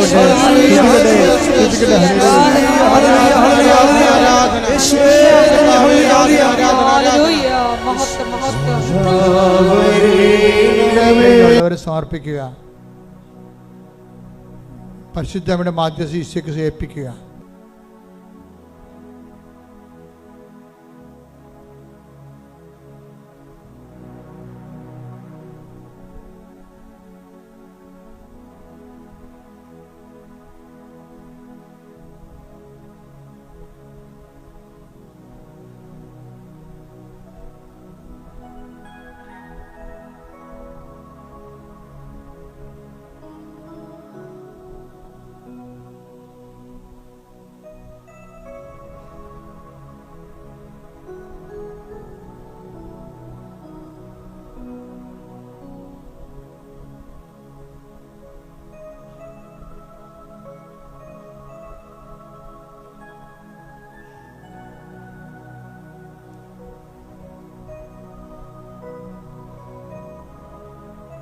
ഒരിക്കൽ കൂടി മരിയനോട് ഉടമ്പടിയിൽ സമർപ്പിച്ചിരിക്കുന്ന എല്ലാ വിഷയങ്ങളും ദൈവമാതാവിൻ്റെ മധ്യസ്ഥയിലെ ദിവ്യകാരുണ്യ സന്നിധിയിൽ സമർപ്പിച്ച് നമുക്കൊരു നിമിഷം മൗനമായിട്ട് പ്രാർത്ഥിക്കാം. ഈശോയെ, ആദ്യ സ്നേഹത്തിലേക്ക് തിരിച്ചു പോകുവാൻ, അനുതാപം നിറയുന്ന മനസ്സുമായി നിന്നിലേക്ക് തിരിച്ചു വരുവാൻ ഈശോയെ ഞങ്ങൾക്കൊരു അവസരം നൽകണമേ എന്ന് പ്രാർത്ഥിക്കുന്നു. ഈശോയെ, പശ്ചാത്തപിക്കാൻ നീ ഞങ്ങൾക്ക് തന്ന അവസരങ്ങളെ നഷ്ടപ്പെടുത്തിയതിന് മാപ്പ് ചോദിക്കുന്നു. മേലിൽ ഈശോയെ പശ്ചാത്തപിക്കാനുള്ള അവസരങ്ങൾ കിട്ടുമ്പോൾ തൽക്ഷണം നിന്നെ അനുധാവനം ചെയ്യുവാൻ, ഈശോയെ നിന്നെ സ്വന്തമാക്കുവാൻ ഈ ആരാധനയിലൂടെ ഞങ്ങളെ അഭിഷേകം ചെയ്യണമേ എന്ന് പ്രാർത്ഥിച്ചുകൊണ്ട് ശിരസ്സ് നമിച്ച് നമുക്ക് ദിവ്യകാരുണ്യ നാഥൻ്റെ ആശീർവാദം സ്വീകരിക്കാം.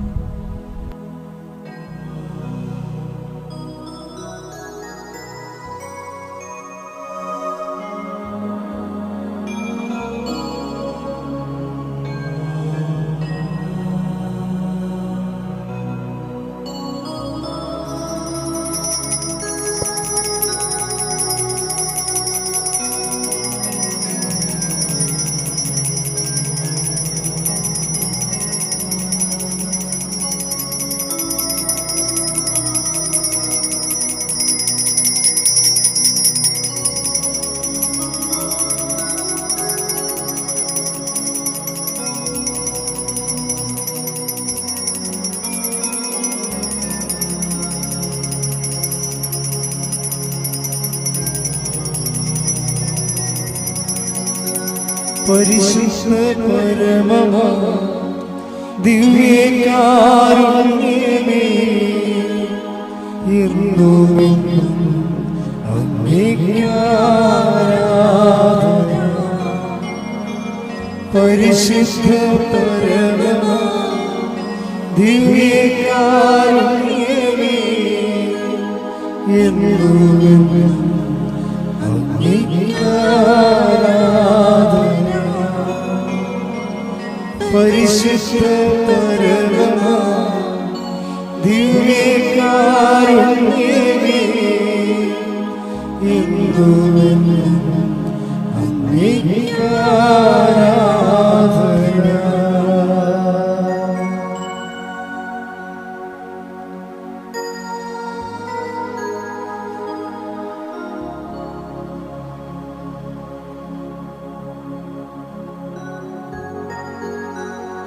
പരിശുദ്ധ പരമമാ ദിവ്യകാരുണ്യമേ,